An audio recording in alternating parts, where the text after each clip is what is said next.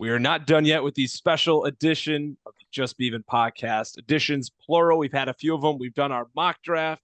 If you caught into our draft stream a couple weeks ago, thanks so much for hanging out. But we are here now to recap the first round, or the entire NFL draft, I should say. First round will be a big point of emphasis in this recap. And we are joined by our guest that we had on our live stream, Jake, Mr. Zaparo, along with our commissioner, JP. The Beav will be joining us midway through for the second part of the show. Zippy, the live stream was definitely an experience. Welcome to the pod, man. And we're getting ready to recap the entire NFL draft here this evening.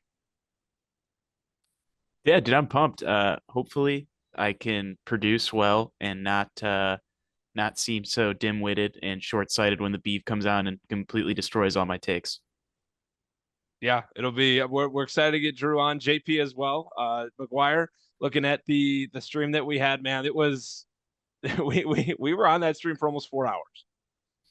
Yeah, it was really inspiring when the Bills made their pick.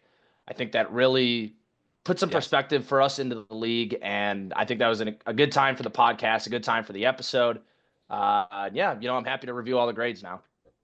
Most definitely. A lot of good moments. Like I said, if you're one of the few people that joined our stream, thank you so much for hanging out with us. And here we are. We are going to alphabetically go through the entire draft. Want to go by division, but there's not really a tracker online that has that. What I have, but I know JP has done it a lot more complex in terms of giving out ranking 1 through 32.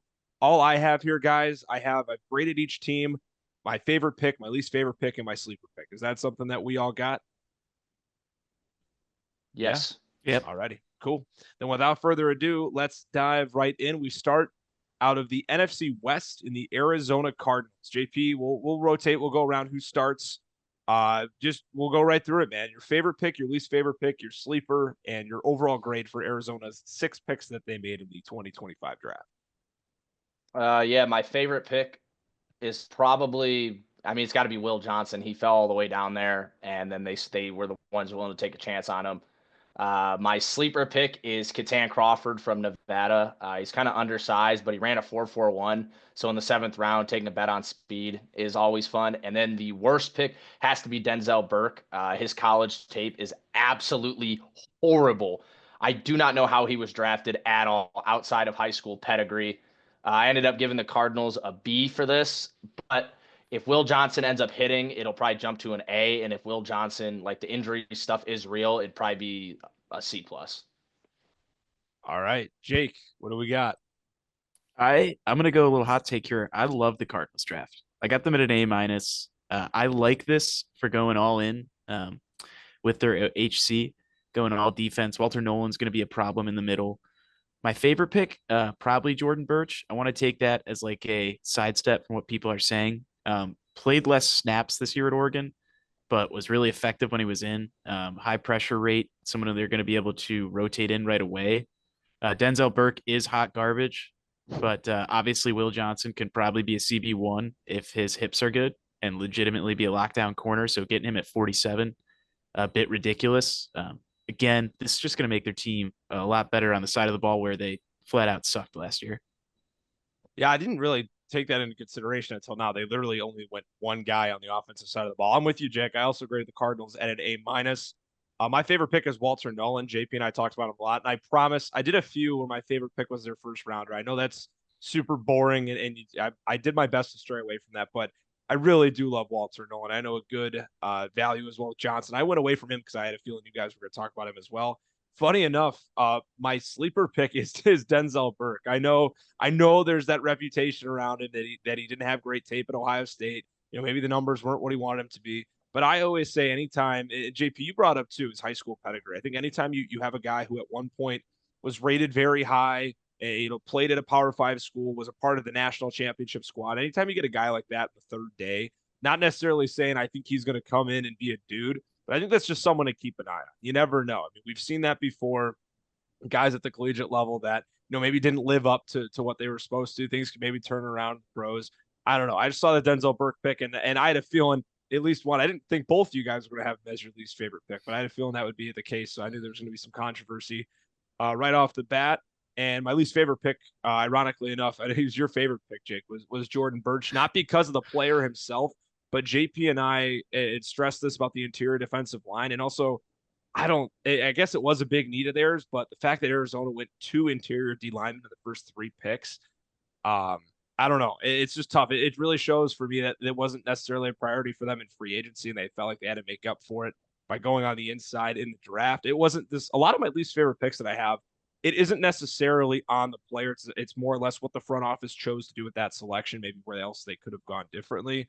But no, I'm with you, Jake. Big fan of the Cardinals draft, and right away, a little bit of a different look on it than you guys. But yeah, that's my thoughts. If we have anything else, great. If not, I'm good to move to Atlanta when you guys are. Really good to Move go. on. Let's do it. The Atlanta Falcons didn't realize only 5 picks, but when you jump up and make a big trade on the opening day like they did, uh, things are you're going to lose some capital. Jake, we'll start with you, your grade, and then your 3 guys that you're highlighting here. I had them at a D minus and only so high because I'm a big Jalen Walker guy. That's easily my favorite pick. I think he could be your best linebacker or edge. I think a lot of times with the tweener guys, we ask should they play both, and it's no. Make a decision and stick them there. I don't think tweener usually works. Terry Fontenot, not sure if I'm pronouncing that I correct. think. Fontenot. He's like the you guys seen the meme where it's like coughing baby versus hydrogen bomb. Yeah. It's just that's him every draft where it's just like, dude, how can you fuck this up again? And he's done it every single time now. We had Penix last year, and now this trade for, I mean, Pierce Jr. So what? You're hoping that your pick's somehow 26 next year, and you're hoping you can't get a better edge next year and just wait it out. What a terrible trade that is. It's just god awful. I mean, I don't. Does anyone see the Falcons being outside top 15? So I guess Pierce is my least favorite pick just because of the value of trading at first for him. But that's my piece. That's my TED talk. Who was your favorite? You said Walker was your Yeah, favorite? Walker. Walker's one of my Okay. favorite players in the draft. And then did you have a sleeper for them?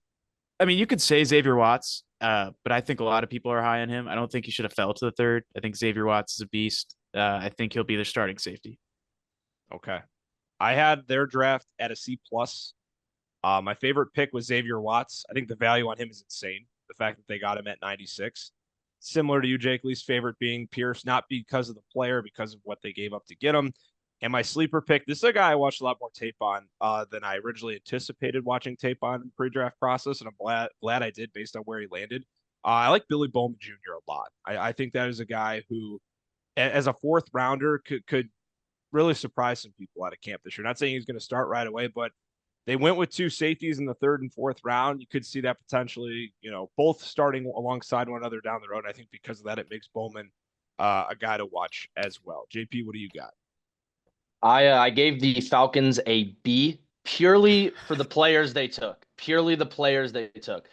The trade itself was horrifically bad, but the quality of players they have in the first 3 rounds, I'm not going to argue with. I was lower on both Walker and Pierce, but if both of them hit, they've cemented themselves with an edge pair that most teams don't have for the foreseeable future, just based off. But the trade alone was horrible. Especially going to the Rams. If it would have been the Texans or something, I would have felt a little better. But going to the Rams makes it that much worse. My favorite pick was Xavier Watts. I had my least favorite pick as just the trade itself. But if I had to pick a player, I would have said Billy Bowman, contrary to you, Andy. And my reason for that is you already have Bates. You draft Watts, who should have been a top 50 pick. And Billy Bowman missed 26% of his tackles in college. He's 5'10 in like a $170 soaking wet. Now he could play slot corner, which I think he'd work out at. Which I also want to mention that I liked some of their UDFA guys. They got Nick Nash, Kobe Bryant, That's right. They did get Nick Nash. and a safety from Iowa State named Malik Verdon, who is my sleeper. He's 6'4", 220, and ran a 4.4, and he plays free safety. So I don't know if he hits. You have 2 to 3 years of sitting behind Jesse Bates. I mean, he's 6'4", 220. I can't teach intangibles, so. Already the controversial differences we have here. That was one thing with Bowman, the tackling. But I mean, like I said, it's with these Power 5 guys that go in the 3rd day. You look at the potential eventually of what could be about. I don't know. We'll see. But I like the idea of the slot corner. That could work out for him as well. I think a bit more of an exciting draft here with the Ravens. I didn't even realize this until I went through it. They made 11 picks in the draft this year, fellas. And I guess I could start us off here going around. I gave them an A, and rightfully so. Not only did they have a lot of picks, but I feel like they did a really good job. I mean, I feel like the front office in Baltimore always knocks it out of the park and grabs some high quality players in the first couple of days. My favorite pick they made was Mike Green. And I think we're going to have a lot to say about Green, and JP and I harped on him a lot in our mock drafts. We put him in the middle of the first round. I think he was in the teens every single time. So just on a player alone, the fact that you're getting a guy who we had in the teens at pick 59, I mean, as Bears fans, I was hoping and praying he'd make it to 62. That would have been a slam dunk pick for Chicago's front office and Ryan Poles. Unfortunately, that wasn't the case. My least favorite pick was Emory Jones Jr. Not because of the talent, once again, because I know they just signed Ronnie Stanley, but because they locked him up, and I get you need depth, I feel like a depth play could have been more later on. I felt like you in the third round go with a guy who might be able to make a more immediate impact to your team. I like Jones. I think long term he could be fine there, but I think for the short term that pick might not bode too well for Baltimore, just because unless someone gets hurt, he really isn't going to see the field. And my sleeper pick is LeJohntay Webster, just getting Wester, I should say, getting him in the sixth round out of Colorado. Anytime, you see a guy play a lot on national television, the Deion effect in Colorado, it could be a guy they might have some fun with, and it could be a good option for Lamar Jackson to sling the rock too. So JP, I'll pass it to you. And yeah, I said I gave him an A. That's my grade for Baltimore. Yeah, my favorite pick and what I think was the best pick was Mike Green. I'm not one. I don't care about character concerns. Sorry, I really don't. You're building a football team to win games, and if Mike Green's going to help you do that, sucks to suck. My least favorite pick was also Emory Jones. Not for any reason Andy listed. Actually, contrary to that, I just think it was too early for him. I like his talent. I just had a fifth round grade on him. He's likely going to play tackle, guard, which makes more sense in the NFL and makes more sense with the pick. I just thought it was a little early for him. I didn't. I'll get my grade at the end. And then my sleeper pick was either Bilal Cone or Longer Beam from Rutgers, one of the corners. They're pretty much the same exact player, and they have the same kind of build. My guess would be one of them hits and one of them misses, and so that's why I just wanted to list them both as my sleeper. I gave them an A with parentheses plus grade. I only actually gave one A plus, but the Ravens were like my one B. So I really like their draft a lot. What do you got, Zip? Yeah, they're easily my number one draft. I don't love the Emory Jones pick per se, but I get it. I don't think he'll play tackle in the league. I think he could be a nasty guard. Favorite picks Mike Green, like you guys said, for all the same reasons. Character concerns, sure, but nothing that says he's going to be not playing next year and not be in on every snap. So I don't see any issue with what is maybe the best edge in the entire draft, and getting him at 59 is ridiculous. I think my sleeper would have to be Cone as well. Pretty great coverage rate in college. Only allowed one touchdown last year. Least favorite pick, Tyler Loop. I know they're having issues I was gonna say, I wonder if that was gonna bring up the kicker. Yeah, with with Diddy over on their team, but he was the only kicker picked too. Yeah, so. Or maybe one of two. Did the Patriots, was that Bar Gellis guy or they went? Was he UDFA? No, that's what I'm saying. So he was the second kicker taken. That was it. Okay. So I don't think there was another one. It's just even in the sixth, even if you're shooting, throwing darts in the dark, it's like a kicker. Like this guy was not going to be drafted by anybody else. I promise you. They did have 5 sixth round picks though, which is wild. But why not take a shot in the dark on everyone when you know you're going to get this guy as an undrafted free agent? I just pick another athlete. But no, great draft. The Ravens always kill it. It's like got to be terrible because they fall short in the playoffs, and then they kind of got to be like a very much better version of the Bears, where it's like, oh, they actually make the playoffs, but the offseason's actually way better for them than the playoffs themselves.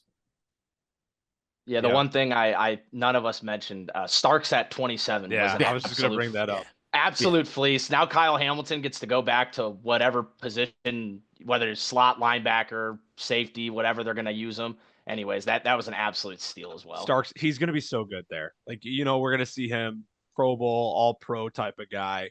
He's going to look so good in those colors too. I know a lot of people say that at the draft, you just see a guy in a uniform and you're like, yeah, that looks right. Malachi Starks is going to look right in a Ravens uniform. Yes. And he makes that secondary much, much better. The Buffalo Bills next on our slate. JP, we'll start with you. They had 9 picks in this draft. They did make a trade with our Chicago Bears. Yeah, I gave the Bills a B. I'm not a fan of their first 2 picks. Although I like TJ Sanders, I just thought the value was early. I had a 3rd round grade on Harrison. I thought that pick was egregiously bad. I do not care that he ran a 4.2 or whatever it was. I literally do not care about that at all. His coverage rates are horrible, and he's just they have a zone scheme over there, which is fine. He might be fine, but it would not shock me if my favorite pick from them, Dorian Strong, is there for a second contract and Maxwell Harrison is not. TJ Sanders was early. I thought Landon Jackson was late, so that made up for the TJ Sanders pick. And then I thought throwing a dart for Deion Walker. I don't know if it's fair to call Deion Walker a sleeper given that his pedigree in the offseason was like a top 10 pick. So I'm going to leave my sleeper as Dorian Strong. And then my least favorite pick was Maxwell Harrison. I liked everything they did round 2, pick 7, or that's round 3. That's a typo. Pick 72, and later on, I liked everything they did besides Jordan Hancock. But 41 and 30, I was not a fan of. What do you think, Jake? Yeah, I had this as a B minus. This is one of the case scenarios where sometimes I like teams going all in on one thing specifically, and the Bills went pretty much all defense here with their main picks. I like Landon Jackson, probably my favorite pick there. I don't think he's going to be your number one edge setter, but as a B edge who's going to be solid against the run and get pressure, it's good at 72, really good value. I think they have a lot of question marks still on offense, and Lunt at 206 is my sleeper. I think that's a really good value pick. You kick him inside to guard, and he can be good depth piece. Hopefully, one day down the line, a starter. But like their wide receiver core. I know they had the number one passing offense, like number 2 passing offense last year. Their wide receiver core still stinks. Hawes is not going to help you as another tight end.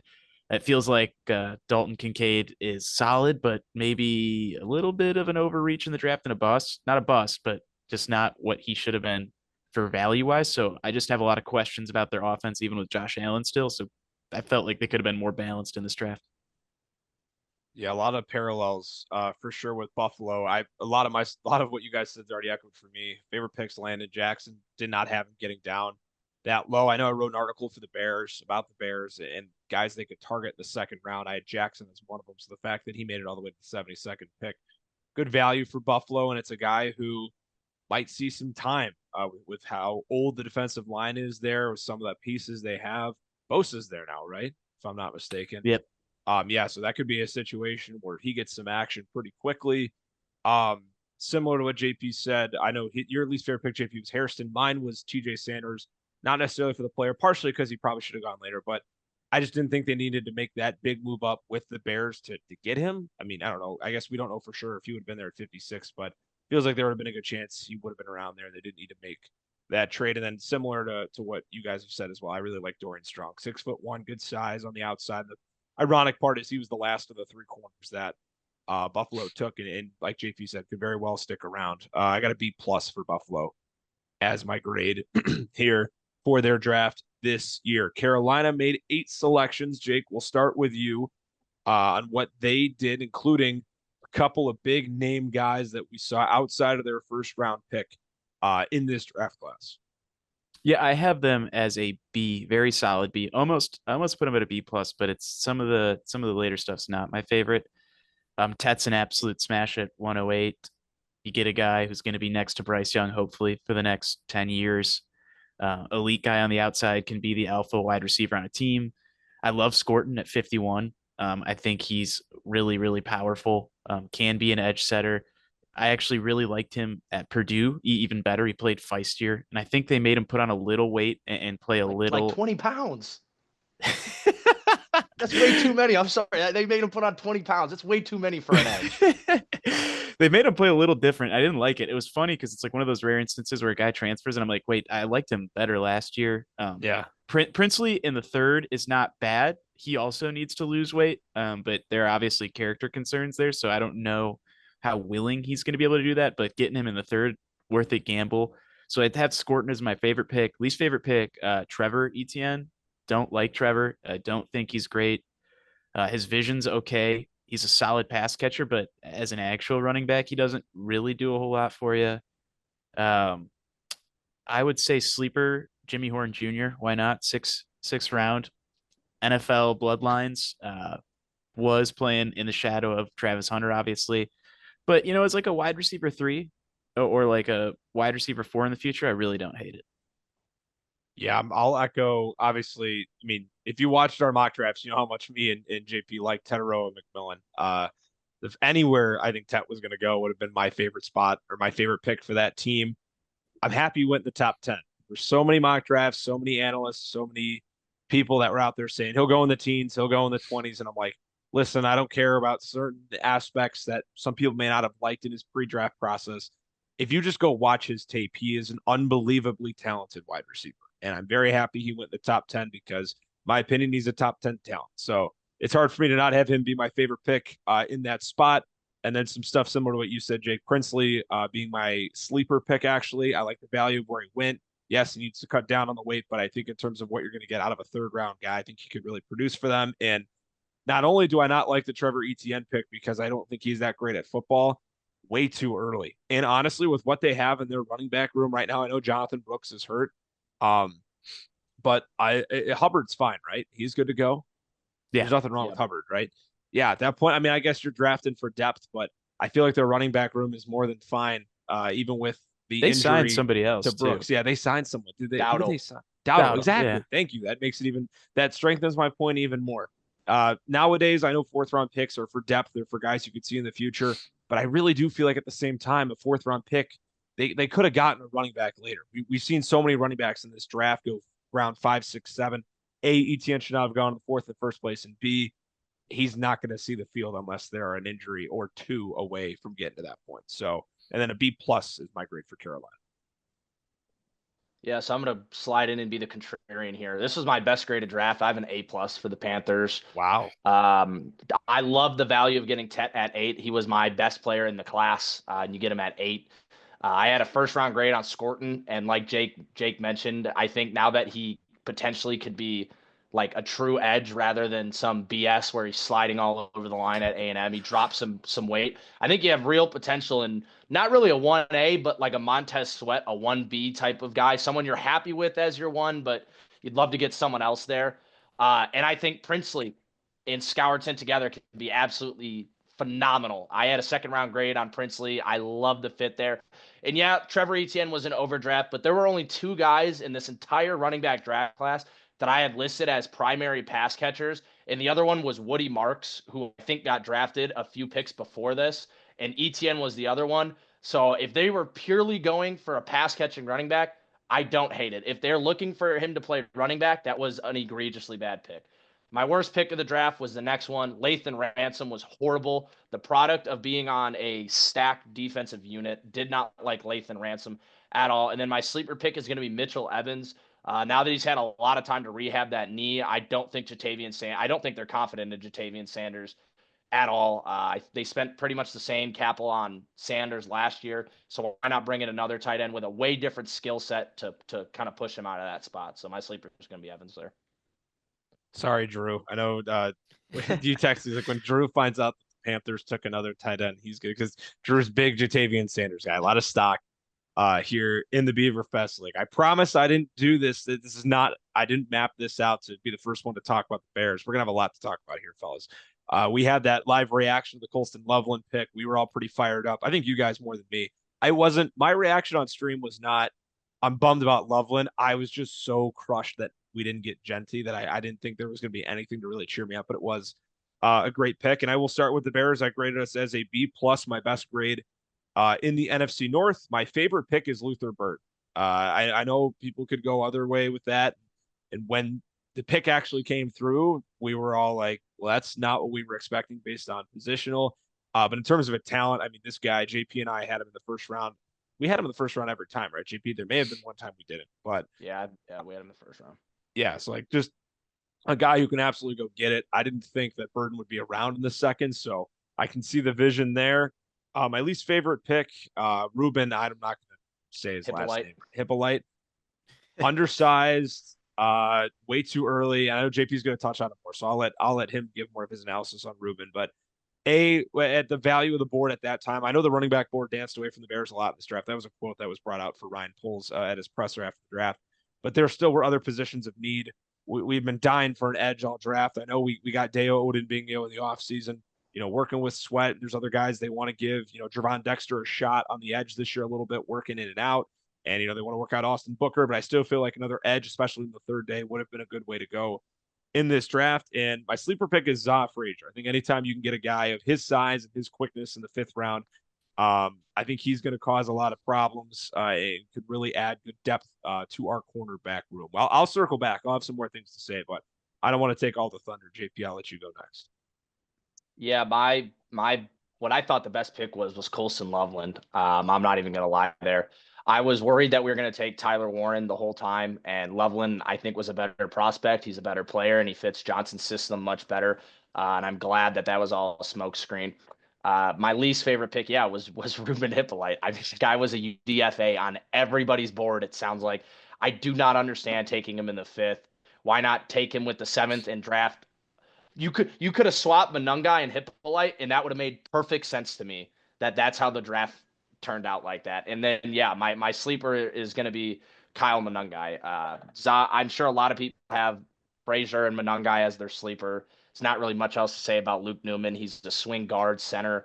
I don't even know why they have him listed at tackle. He's probably not playing. Yeah, he's there. Not a tackle. But back to the Hippolyte thing. Everything I've read and seen was that it's a Dennis Allen system fit thing, and he ran a 4.4.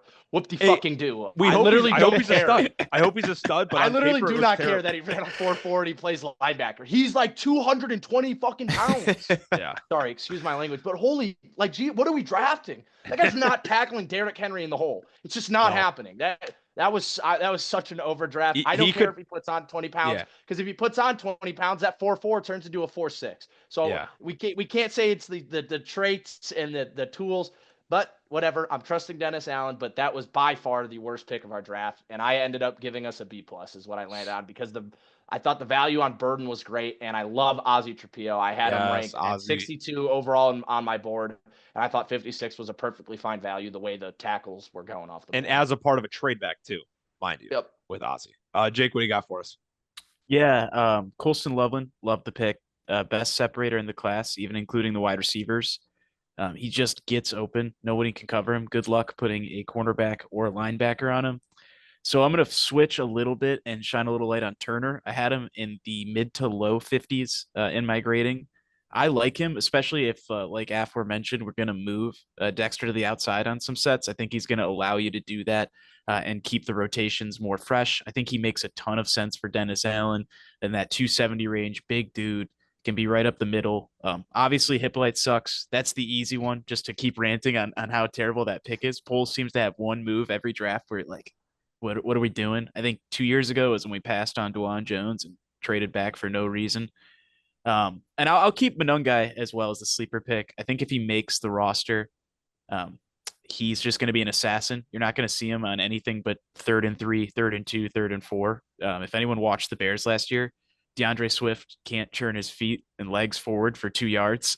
And so the Bears don't even need a guy who's fast or can set the edge or get out there. They just need some guy who can run straight forward. And Monungai can definitely, that's about all he can do, but he can do that. And he won't turn the ball over. He won't. Yeah, he's not fumbling. Ain't gonna fumble. No. Dude, I like Monungai a lot too, obviously. I mentioned Frazier, but Monungai is another fantastic. Just 7th round value. I think I texted in our chat during the 6th round. I was like, please take Monungai, and then in parentheses, like, probably won't happen. And it did. I was very, very happy with that. I know a lot of people already want to throw the label on him being, he's our David Montgomery replay. It's like, guys, no, he's his own guy. Let him do his thing. Yeah, he's it could be if we go out and get a guy like Nick Chubb, which could happen any day, any week now. But no, I really like Monungai. I wrote about this too. They couldn't come out of this draft keeping the exact same running back room. Something needed to change. Competition's a big thing that Ben Johnson has been preaching, and a guy like Roshan Johnson should not be comfortable.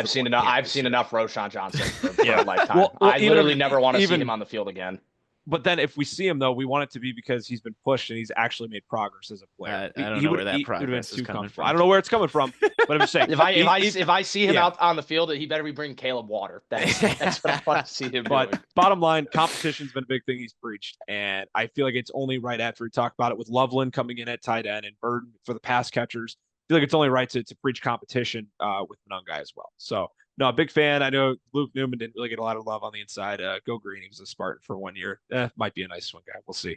But a lot of positives to take out of the Bears draft, and we'll see where that leads moving forward. The Cincinnati Bengals up next. JP, I know on your JP Ball analysis Instagram, make sure to go check that out. JP's page where he breaks down some stuff like this. You already had posted your Bengals breakdown, but I'll let you go first. Yeah, I ended up giving this draft a C. I was not a fan of it at all. I thought Shamar Stewart was a terrible pick for this team. They need guys who are going to come in and play now since every single penny is tied up on the offensive side, and we still don't know what Hendrickson's future holds. So they went and took a project with zero college production, made absolutely no sense. I thought that was their worst pick. I thought their best pick was Dylan Fairchild from Georgia. I actually really like Dylan Fairchild. I had a right at the end of the second round grade on him. And so getting him in the third, I thought was a great value for them. I think he's going to come in and be a day one starter. And then my sleeper was Seth McLaughlin. They got as an undrafted free agent, the center from Ohio State, transferred from that Bama team that lost to Michigan. He only didn't get drafted because he tore his ACL, or it was a severe injury, like right at the end of the season, causing him to go undrafted. I would guarantee he's their starter entering 2026, 2027 at the center position. It wouldn't even shock me if he overtakes it in the middle of the season. But since we're still talking about what's on the screen here, Taj Brooks, I actually really like his traits. I think he's literally Zach Moss, and so we could probably say goodbye to Zach Moss at some point, before or after camp. Yeah, it's Chase Brown fantasy owners though very happy after this draft. Jake, are you along the same lines in terms of a grade that you gave Cincy? I'm a little bit more optimistic. I have a B minus. I think if they keep, um, Jesus Christ, I think if they keep their edge. Now I'm blanking on name. Hendrickson. Yeah, Jesus. And he can be like a mentor to Stewart. Like I don't know if there's a better guy. Like Stewart just right now needs about as much polishing as possible, and I don't know if there's a guy with better moves or better set to do that. So if they can get an extension on him, I think the upside with Stewart's all there. The Knight pick's all right. They do need somebody next to Pratt, so I like the double dip. I think my favorite pick is Barrett Carter.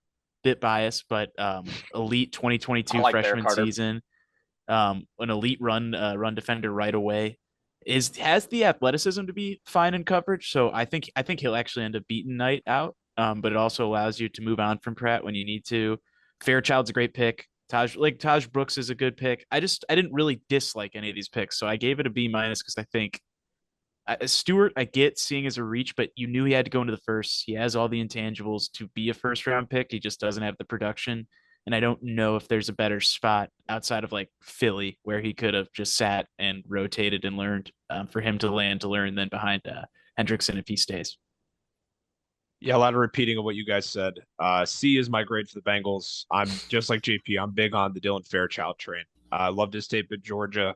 He's a mover of men. He's going to create paths for this run game. Big fan of what he brings on the inside. He's my sleeper and my favorite, just because there really wasn't a lot to look from in this Bengals draft. Not discrediting Barrett Carter in the third day like that pick as well, but I just think overall the fact that I really liked Carter or Fairchild, and I only have a few of these for my favorite is also my sleeper. But the fact that they're going to get as much production that I think they're going to get from him as a third round pick, and then my least favorite being Stewart. Not totally because of the talent, like you guys have said, he's still a bit of a raw talent, needs some polishing.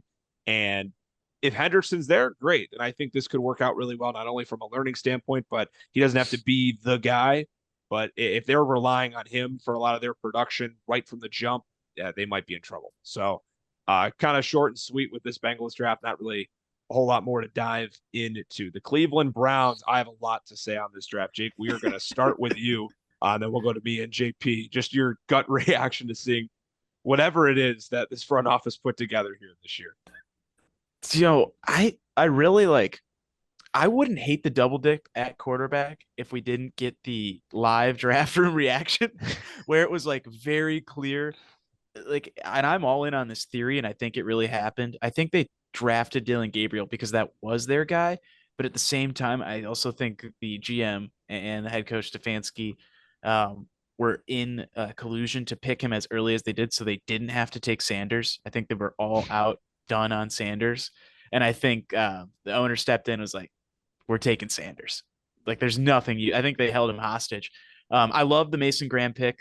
I think they got good value for trading back. I don't know how I love trading out of one of the top 3 players in the draft, but if you're going to do it, I mean, Mason Graham's a bona fide top 5 player in this draft, elite talent. He's probably my favorite pick of this draft. I have a B here just because I don't love Swessinger.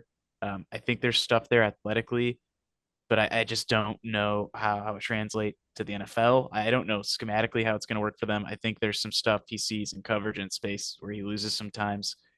Um, Double running back is interesting. I don't know. This draft's just a bit of a mess, a bit everywhere. I don't know how I feel about it. So I gave it a B minus to play conservative because I like the trade back and I like Mason Graham.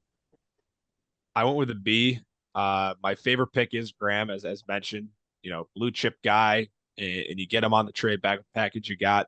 Me and JP are big Travis Hunter fans, as we've talked about in our mock draft. How could you not be? Just the generational talent. We were already confused as to why. I mean, we know why the Titans need quarterback help, but it's still tough knowing that you're going to have a top 5, 10 pick next year to pass on a guy like that who's going to legit change the game on both sides of the ball. But Mason Graham is still a really good get for the Browns, moving back a few spots. My least favorite picks, I didn't really do specific players. I just did the double dipping in general. Judkins is awesome, but then you go with a guy like Sampson just 2 rounds later, and then there hasn't been many drafts where you take 2 quarterbacks, and Dylan Gabriel should not have been a 3rd-round pick. So there's so much wrong here. And then Sanders in the 5th. I mean, yeah, he was probably a 2nd-round talent at worst, but 2 running backs, 2 quarterbacks out of that's 4 of your 7 picks right there. Just a double dipping in general. You can double dip in a lot of positions in the draft. I don't think these are the ones that you want to do it for. These are probably the 2 you don't want to do it for the most outside of anything on special teams. And then my sleeper guy, Harold Fannin Jr. from Bowling Green. I really like what he brings to the table. And I think that's one of the few picks that Cleveland could look back on and be like, wow, really thrilled with what we have here. We're running short on time, but JP, I'll let you give your analysis here, and then we'll take a quick break before the Cowboys.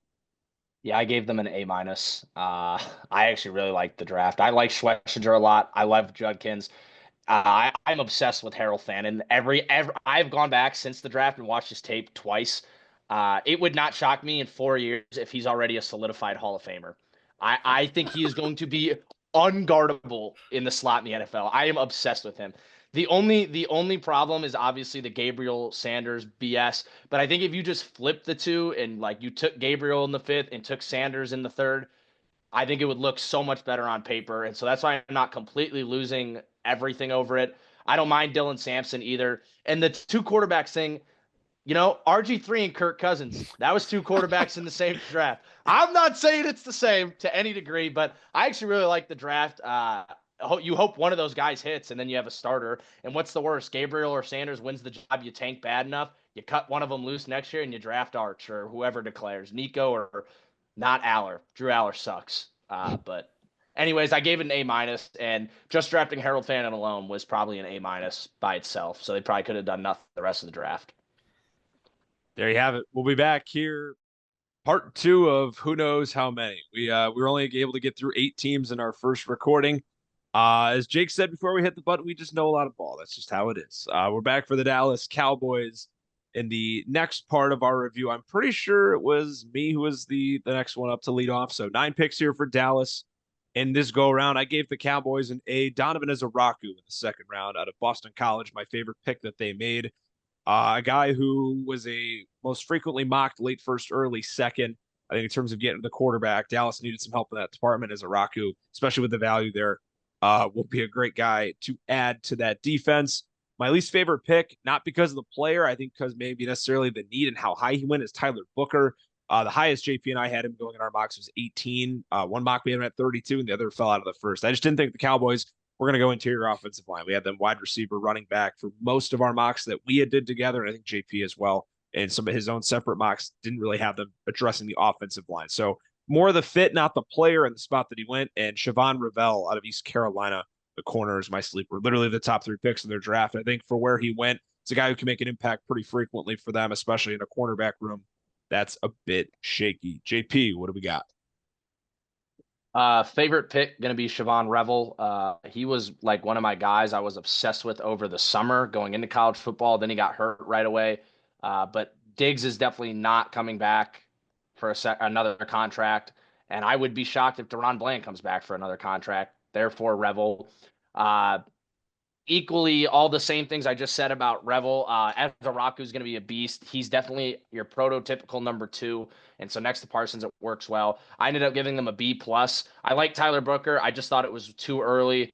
And then everything after Revel, besides for Cornelius, I was not a fan of. Besides the potential dart throw on Phil Maffa, I actually thought he was higher grade than a 7th round pick. But I hate Jaden Blue so much. I would not be shocked if he's not on the roster by next year.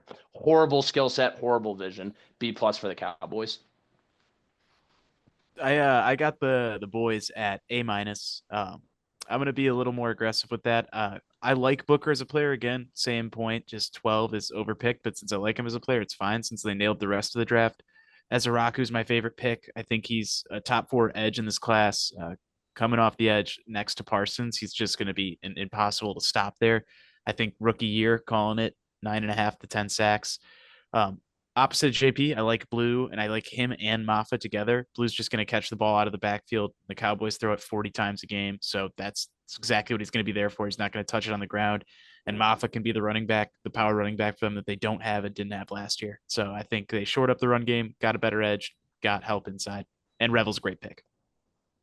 There you have it. Shout out Jack, our local Cowboy representative And Matt. here in the Beer Fest League, and Matt as well. Yes, Mr. Hendricks, can't forget the Henny God.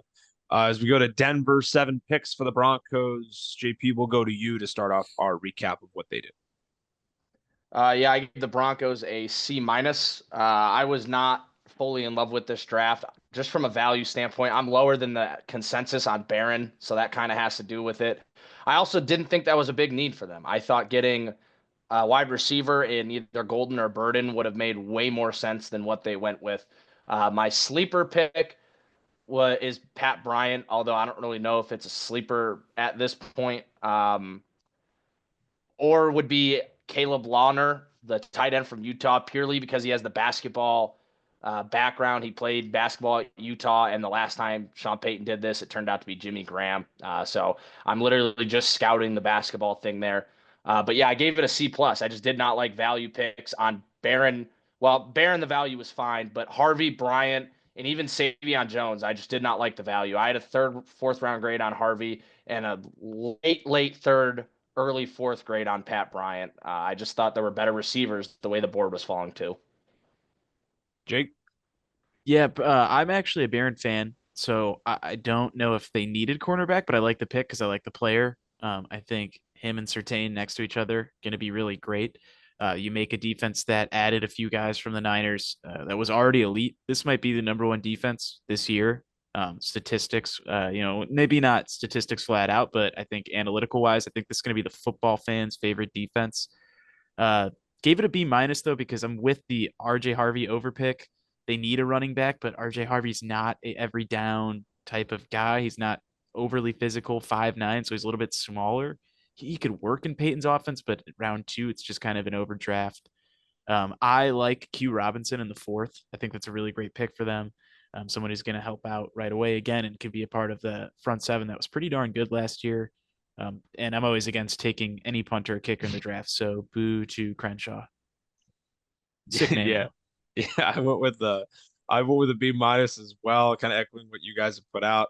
Yeah, they probably didn't need to go corner, but big John A. Barron guy in our final mock, we have him at 11 of the Niners. So it's a guy certainly worthy of a pick there. Could be good next to Surtain. Pat Bryant is my sleeper, even though he probably went a bit early. A guy who I think could be a really, really good wideout in the NFL. And I got a tie for my least favorite picks at Savion Jones, just based on where I had him graded. And similar to Jake, punter in the 6th round is kind of obnoxious. I know saying this as a Bears fan, we took Tory Taylor in the 4th last year. We had Jeremy Crawshaw, not a big fan of that either. So keeping it short and sweet, kind of echoing what these guys said. B minus is my grade for the Denver Broncos. To the Detroit Lions we go. We may have a little bit more to say about this within the Bears division. Jake, we'll start with you. I have them at a C plus. I'm not a Tyleik Williams guy. I think people are. I get it. He eats up a lot of space. is going to be really good against the run. I don't think he's a disruptor though, and I think that's what their line needs. Did you guys see those videos of our boy Hutchinson? He looks awful. Yeah. His leg looks like sushi. It's real bad. It's I always say it's the I Lonzo Ball running on the treadmill videos. He just doesn't look right. I just don't know why you'd even post it. It's really just a tough look for yourself. Tate Ratledge, big fan, probably my favorite pick. I think he could start right away. I think he's going to be just a nasty guy from Georgia, exactly what you're looking for on the interior. I would go Tyleik Williams is my least favorite. Again, I think he's going to be good. That's not to say he's not going to be good. It's just I don't understand the team fit there. And then I would go sleeper Ahmed Hassan. He was out of Boise State, lower conference, so lower level of competition, but really elite there. Great pressure rates in college. I think he's a guy they could develop out of the fifth or sixth, I should say. Yeah, a lot of good points for what the Lions did with their 7 picks. JP, got any similar thoughts in terms of favorite and least favorites? Yeah, first of all, I gave this a C minus. I absolutely hated this draft. I am a Tyleik Williams fan, and I like the fit purely because Tyleik Williams is like he's a bad motherfucker. He's a mean man, and he fits. He just fits the way Dan Campbell plays football, and I really like that. I thought Tate Ratledge was overdrafted, and I could write a 30-page paper on how horrible of a pick Isaac Tisla was. That was the worst pick in the entire draft. Absolutely terrible. Who trades up to draft a freaking slot? He was the 3rd leading receiver on an Arkansas team that won 5 games, 450 yards. That was egregiously bad. I don't care how you tested. I do not care. He was the 3rd best receiver on his Dude, team in college. they could have gotten him at the end of the 3rd day, the end of the That draft. was a horrible pick. I don't care. Anyways, yeah, this draft sucked. My sleeper is Miles Frazier, I guess, but I don't have a sleeper because I don't even like Ahmad Hassanan. Dominic Lovett literally can't catch a football. Miles Frazier is my sleeper, and it wouldn't shock me if he is there longer in Detroit than Tate Ratledge is. I gave Detroit a C. I like Ratledge enough compared to it's more or less compared to what else they did. He's my favorite and my sleeper because I can't, like JP said, I can't really pick a sleeper out of this group. At least favorite pick, yeah, Isaac Tisla. I mean, you kind of said it all, JP. There's, when they made that pick, I think I was driving when they made that pick, and literally I go, who? I had to like re-remember who this dude was. That's not even a word, but I remember who this guy was. I had to recalibrate it in my brain. Yeah, you mentioned didn't do much on a really bad Arkansas team. Tyleik Williams should be fun to watch though. So a C is my grade for the Detroit Lions, and we stay in division, guys. Once again, probably a little bit more to say about this one with the Green Bay Packers. I'll start us off. Their 8 picks that they made. Similar to Detroit, I have my favorite and my sleeper as the same guy. I like Savion Williams a ton. I really don't like the fact that he's a Packer just because they can do so much with him in his size as well. He's just a freak athlete and scary to think what he'll be able to do for them and in their system. My least favorite pick, Colin Oliver. I just wasn't a fan of what he did at Oklahoma State. I don't think there's really a rhyme or reason for it.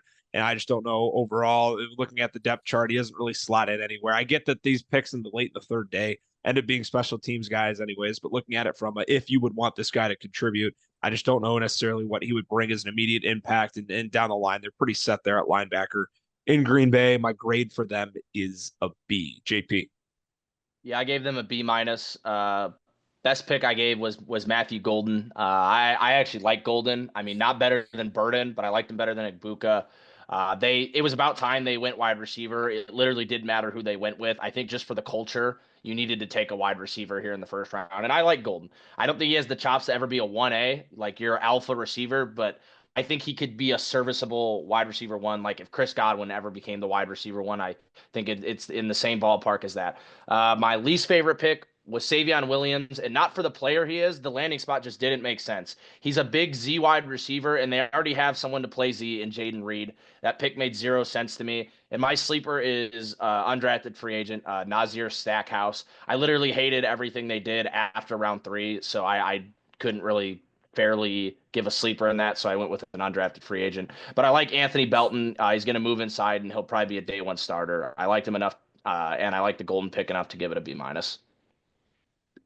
Yeah, I have them as a C. I was not a particular fan of this draft. Golden's fine. I just don't understand why you're going him over Burden there.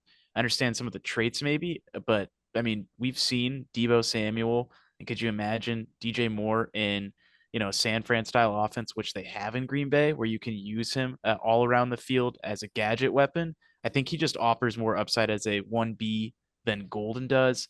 I like the Packers' offensive line already. I like Belton as a player, but again, I thought the Packers probably heading into the draft had the second best offensive line right there, 1A or 2A, 2B with the Bears in a conference that has the best offensive line. So Belton just didn't make a whole lot of sense to me.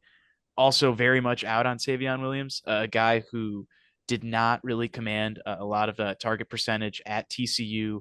He's just every wide receiver that the Packers have drafted over the last few years. Just terrible hands, got all the traits, but again, not high target shares in college, purely trait pick with some good numbers. So I'm out on Williams.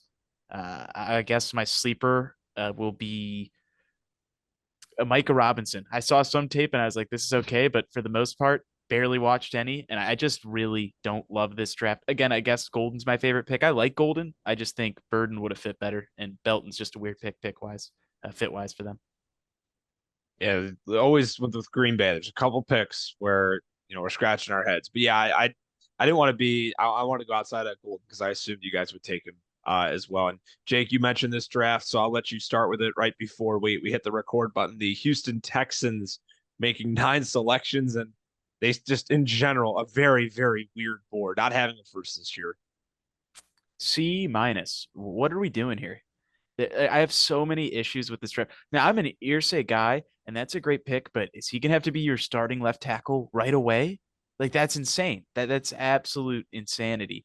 He's not someone who's ready to jump. He's physically huge, not someone who's ready to jump out there right away. He's even my favorite pick. I just hate them having him be your left tackle right away with a team that has a weak interior offensive line, and then not taking another offensive lineman the rest of the way down. Not even in the six. So I'm going to make Graham Mertz my least favorite pick in the six because Mertz sucks. And at that point, Horrible. why I not can't take believe an the guy interior drafted. offensive lineman or like Lunt? That's where Lunt needed to go because they have zero interior offensive line and they need to build it out. And they took Graham Mertz, which makes no sense. I mean, Higgins and Noel are both good players, and I both see the upside. But it's weird. They didn't need to go double wide receiver here. So I'll go Irsay as my favorite pick. Sleeper, Jalen Reed in the six is actually a really good pick. It's like their one redeeming pick here, but a C minus for me. I don't like this draft. I was gonna say I should preface they did have a first. They traded out of it Yeah, as my way to go. JP, where are we at here? I gave them a B minus. I understand the Higgins pick. They're worried about the wide receiver room outside of Nico Collins. Kirk's not dependable injury wise. Tank Dell, who honestly knows what's up with him, but he's probably not going to play this year. So I like the Higgins pick. He's going to be a great opposite side of the field receiver from Collins. But I echo every single word that Jake just said about Ursher. Every single word. He's a project guy. Was worth a second round pick, maybe. But what are we doing sliding him in day one? That's a problem for a quarterback who already gets killed. But my least favorite pick is Jalen Noel, and it's not. I love Jalen Noel as a player. I had a second round grade on him. But what the hell are we doing? You just drafted Christian Kirk. You have him on the roster. That pick makes absolutely zero sense. Yeah, that's right there. The William and Mary guy. I cannot remember his name off the top of my head, but he may have gone. I can't remember if he went before this. I just know he was in the third round. That's who should have been the pick here. I cannot believe they only everything Jake said, literally everything. And Jalen Reed's the sleeper. Everything Jake said. Yeah, a lot of repeating here. My grade for the Texans had him at a B minus. Reed is my sleeper as well. I like Ursay, like everything you guys have said. Just if you slot him in right away, that's a problem. But I think long term, it could end up being a really good solution after you trade Tunsil to Washington this offseason. I went a little bit different on my least favorite. I guess they might need the running back depth. I know Joe Mixon is not getting any younger despite having a great season. I'm just not a big Woody Marks fan. And with all the guys in that sixth round, I get it. It's a sixth round running back. Maybe I'm being too harsh on that, but and I also had a feeling Graham Mertz was going to be thrown around a lot. I mean, like I said, I know this guy is undersized, and we'll talk about it with Miami, but Graham Mertz getting drafted before Quinn Ewers is ridiculous. I don't care how much he's gotten injured. I don't care how small he is. That's unbelievable. Graham Mertz should not have gotten drafted, especially before the seventh round. So that's my piece, and you guys already hit on the wide receivers. So yeah, B minus my grade for Houston. Another interesting draft staying in the AFC South. JP, will start with you in the Indianapolis Colts. Yeah, this is the worst draft in the league. This gets a freaking D from me. It's time for Chris Ballard to get the hell out of Indianapolis. This was so unbelievably bad. Tyler Warren, fine. The value, fine, whatever. How many weapons does Daniel Jones need? Like, what are we doing here? They keep drafting all these skill players in the first 2 rounds, and for what freaking reason? What is Tyler Warren going to? This team is not going to win more football games because of Tyler Warren. They were way. Jalen Walker should have been the pick here. That's who should have been the pick here. Horrifically bad pick. And that's not even the worst pick. That's the worst part about this draft. The worst pick of this draft was Justin Wally. I do not understand taking a cornerback from Minnesota who was a projected 6th-rounder in the 3rd round. JT Tuimoloau at 45 might have been the biggest overdraft in the entire draft. The guy is a pure run defender. I cannot believe he went the 2nd round. I honestly could keep going about this. You draft Riley Leonard, an in-state quarterback, just to give more pressure on Anthony Richardson. Those Colts fans are going to be booing for Riley Leonard for whatever reason, even though he's just as bad as Richardson. This was a chaotically bad draft. My favorite pick was Hunter Waller out of Wisconsin in the 7th freaking round. I had a 5th-round grade on him. He's an absolute killer, but I read they're gonna move him to linebacker, and I love the fit there. I also love DJ Giddens. He's your prototypical running back too, and they finally have a change of pace guy. As a fantasy owner who owned Trey Sermon, that was hard to live through. So I'm happy they have someone behind Jonathan Taylor. Zippy. Yeah, no, I'm with JP on most of this. JT is a massive reach. It doesn't make any sense, really. You guys Again, don't like Tuamalo? I really like him, but not in the second. Yeah, not in the second Fair. round. And if He you're was gonna like go my edge, 12th edge. if you're going edge early, and your complaint is that you don't have a tight end, which that's tight end is not the problem, but you're so sold on tight end unlocking Steichen's offense because of Dallas Goedert, then you take an edge in the first and you take Mason Taylor, who's way more comparable to Dallas Goedert in the second, instead of wasting it on Tyler Warren. I mean, Tyler Warren's a tight end you're just gonna have to build your entire offense around, so I don't really love it. My favorite pick is Jalen Travis. I think you can kick him inside. He's a little bit bigger physically, got good hands on tape. I think he can play and be a really great swing piece inside for you on the depth. A big fan of Giddens as well. Least favorite picks, Riley Leonard. You just drafted Daniel Jones, slightly worse, and you already have Daniel Jones. So I didn't get it at all. Did you give your grade, Jake? Yeah, I'm sorry. This is a C grade. Yeah, I went with a C- on the Colts. JT is actually my favorite pick. Maybe I get the value. He may have been a bit of an overdraft, but as a pure talent, the guy is fun to watch. I really enjoyed watching his tape. I wish I had him. And I know this is going to sound backwards. Like I said, I know the value. I had the Bears as a hopeful for him at 72. Or at the time, 72. And we had the pick pre-draft on Friday. Later. Yeah, I know. But the talent, I'm talking about the talent. This is one of the few times I'm going to talk about the talent because I really do like JT at 12.5 sacks last year. Played really well on the other side of Jack Sawyer. If anything, made him a lot better, made him a lot more of a notable guy in that defense. People had their opinions on him as well. And I think Latu and him could be really good. Plus, like just the name combo on the side for both of them would be great. Just, I don't know, man. I didn't really have a lot of favorites in this draft. My least favorite pick is actually Tyler Warren. Not necessarily. That's not talent related. It's just kind of like what you guys said. I just don't see how he fits. Like you guys said, you have to build the offense around this guy. And they don't even have a quarterback. I always say if you have 2 quarterbacks, you don't have one. And Tyler Warren's a guy who, if you have Daniel Jones and Anthony Richardson quarterbacking from him, you're not going to get anything out of him. So that'll be tough to watch and interesting from a fantasy perspective in our league to see how that goes. And my sleeper is DJ Giddens, echoing what you guys said. Good change of pace, a guy behind Taylor who can make a difference. And yeah, I do love that they drafted Riley Leonard. I actually think that is very, very hilarious. Shout out to yes, JP. Can we run a team building exercise here? I want everyone to say the Jaguars' favorite pick on 3. I'm pretty confident we all have the same player for this one. Let's do and it. Let's not say the guy they picked in the 1st round. Okay, ready? Oh, really? Oh, I would. I really thought we were all going to say no, because I have a separate pick outside of him, but he's my number 1 player in the draft, so it's hard to pass. I really thought we were all going to say no, because let's do it outside of him. Let's do it because ready? I got 1, 2, 3. Wyatt Milo. Yeah. Okay. I was pretty confident we were all there. Yeah, obviously Travis Hunter. But I was, I know the 3 of us, we always talked about Milam, and even in the 2nd round for the Bears at one point. Yeah. So I figured we are all there. Sorry. Yeah, no, I guess I can start with the Jags. A is my grade. We already talked Milam. Obviously, we've said everything that needs to be said about Travis Hunter and the show, and and on the live stream. Generational player. You know what you're getting out of him. My least favorite pick. I actually had a really hard time finding a least favorite pick in this draft. I did go with Caleb Ransaw, their third round choice. You just took Travis Hunter, who, I mean, I know you're going to want him on both sides of the ball. He's going to need a breather at some point, but this Jacksonville team is not a great football team, and they have a lot more holes, or they had a lot more holes at that point in the second day that they need to address. I didn't see the point after taking a generational corner to go with another corner. Right after that, my sleeper is Bashul Tootin. I probably said his first name wrong, but I remember texting JP when we were watching the combine about this guy. He's just wicked fast, and for Jacksonville, I know they already have the embarrassment of riches at running back. They got a lot of different guys they can go to. ETN slowly fading out, and I know Take Bigsby kind of took over, but Tootin could be a really fun piece of that backfield to be added onto as well. Yeah, I've been saying it this entire time. Travis Hunter's the best prospect for me in this draft. I have him as CB1, wide receiver one. So even if you have to give an abundance of riches to get him, I don't know if we've ever seen a prospect like this talent wise. So that's a great pick. Wyatt, we hit on awesome. Tutton's such a Liam Cohen pick. That's an awesome pick right there. That's a Bucky Irving pick. Yes. My sleeper is Lane, Ryan Lane out of Navy. Got all the traits, got all the tools. He's raw, but if he can just sit back on your practice squad for a little bit or make main roster and just take backup reps in due time, I really think he could be a starter for your team. My least favorite pick.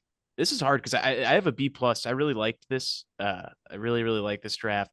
So I guess I'll go McLeod out of Auburn. I'm not sure if I'm pronouncing that right, but I like the Kaiser pick. So then doubling up at linebacker, McLeod, not a fan. I like Kaiser a lot though, so I don't like the doubling up in the sixth on that. I gave them a B. I don't like Caleb Bransaw pick. I thought that was egregious. I didn't even have a draftable grade on Caleb Bransaw, so that says what that needs to say. I don't like Bashal Tootin. I do not like him. I think he suffers from the DeAndre Swift bug. He misses wide open holes and likes to bounce things, and I don't think that's sustainable in the NFL. So my sleeper pick is actually LaQuint Allen from Syracuse, who I think he's just a like Kareem Hunt. Nothing crazy on tape, nothing flashy, just hits the hole and runs. And I honestly think in 2 to 3 years, when Bigsby and ETN are gone, that LeQuint will probably be the only running back left here in Jacksonville. My favorite pick was Milam, and my least favorite pick was Ransaw. I can't talk about how bad that Ransaw pick was. Very confusing to say the least. The defending AFC champion Kansas City Chiefs. I guess, yeah, I'll start with you, JP, and then Jake, you'll get the next one. 7 picks to choose from here, and throughout the board, I confidently say I think they hit at some point in every single day. Yeah, I gave them an A minus. I have no clue who my favorite pick here is. It's hard to decide. Simmons purely for the value if he's healthy, but not going with the grabbing the low hanging fruit. It's Jalen Royals. I had a second round grade on him. The slip there makes no sense. That's one of those Denver Broncos like Pat Bryant over Jalen Royals. I do not understand. My least favorite pick on them was Ashton Giolotti purely for the value. I had a 5th round grade on him. I also thought there were better edges out there. And even Omar Norman, I liked him enough as a 3rd round pick, but Darius Alexander was literally right there. I don't know how you take that or how you pass on that. But typical Chiefs draft here, Brett Veach draft, and I'm giving them an A minus. Yeah, I'll jump in here. B plus is my grade. You took my least favorite pick. Mine was Omar Norman, not necessarily because of him, but you and I had both mocked Darius Alexander, the Chiefs, in the 1st round. Every single time we did it, he was there at 63. That would have been a slam dunk pick. Just better options there. I said Simmons is my favorite, right? If I didn't, then Josh Simmons is my favorite. Sleeper is Brashard Smith, another 7th round running back, a guy who I really liked a lot as a late day 3 pick in the process. And knowing how Kansas City runs their offense, they can find a way to make him a really dynamic part of it. And B plus is my grade. I have him at a B plus as well. Simmons home run pick. If he is healthy, he's the best offensive lineman in this class, easily the best tackle, a physical freak, had amazing tape. He's a blue chip if he doesn't have the knee injuries. I would say my sleeper is Bassa in the 5th. I know they have Tranquil, and it's a different style because Tranquil moved from safety to linebacker, but Bassa also moved inside for Oregon. And just from everything I read about him and just watching the tape, reading it sounds like a great leader. I think he's someone who's not going to be an elite linebacker. He would be a steady contributor for them at some point. I would say my least favorite pick is Giolotti as well. Didn't like him watching him, didn't have a high grade on him. Don't think he's going to pan out in the NFL. Although I root for Alrighty. white edges because they go hard. Hey, joining he'd be in the same company as Max Crosby as we go to talk about the Las Vegas Raiders. They made 11 picks here in this draft. A lot to talk about, Jake. I'll let you kick it off.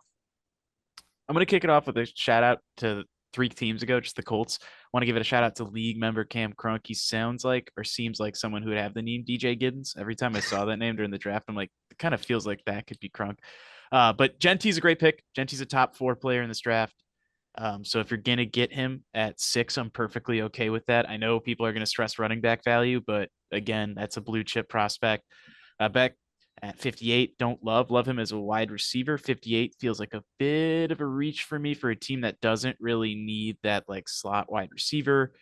Favorite pick, I like Charles Grant out of William and Mary. I think they needed offensive line help. I think in the 3rd round at 99, that's really great value. Least favorite pick. Are these Tom Brady picks? The back-to-back quarterbacks in the 6 made no sense to me, and they're both Melot's from going to be a wide receiver. Foxville, USA. I saw their Chip Kelly picks. Yeah, Okay. Melot's Chip Kelly being moved picks. to a wide receiver. Yeah, so the double. Oh, really? Yeah, he Okay. ran like a 4.34 or something. So And they both Okay. went before Quinn Ewers. Yeah, so I'm out on even if he plays wide receiver. How often has a quarterback actually been able to translate that? So I'm out on both those. The 1,000-yard season in Cleveland. Wow. Yeah. Cleveland. Yeah. No, good stuff. There's a lot to unpack with this draft, JP. I gave them an A. You hit a home run with Ginty, although the value or like not the value, the positional value. And is it really what the Raiders need? Probably not. But I mean, it's Ashton Ginty. I don't know how they're going to pass on that. The funny thing is everybody is like, oh, Pete Carroll this, Pete Carroll this, Pete Carroll this. The only running back he ever took in the 1st round was Chris freaking Carson. So, I mean, I don't know why that was ever the thing that made them like be like, oh, Ashton Genty's a lock. Anyways, my favorite pick was Darian Porter. You're getting a 6'4" corner who ran like a 4.39 or something like that, or a 4.41. 6'4" corner. I love Darian Porter so much. I had him as a 1st round grade, backed him down to a 2nd round grade after another watch, but love the value in the 3rd round. Charles Grant was a freaking home run. I want to knock the Deontay Thornton pick, but all the vertical threats went like literally 7 straight in a row. Everything from Tonka Hemingway down made actually Thornton down. Besides Pegues made pretty much no sense. But the good thing is the top picks matter a little more, and I loved the first 5 picks of this draft. Betch is just that's a Pete Carroll guy right there. And so I gave this draft an A.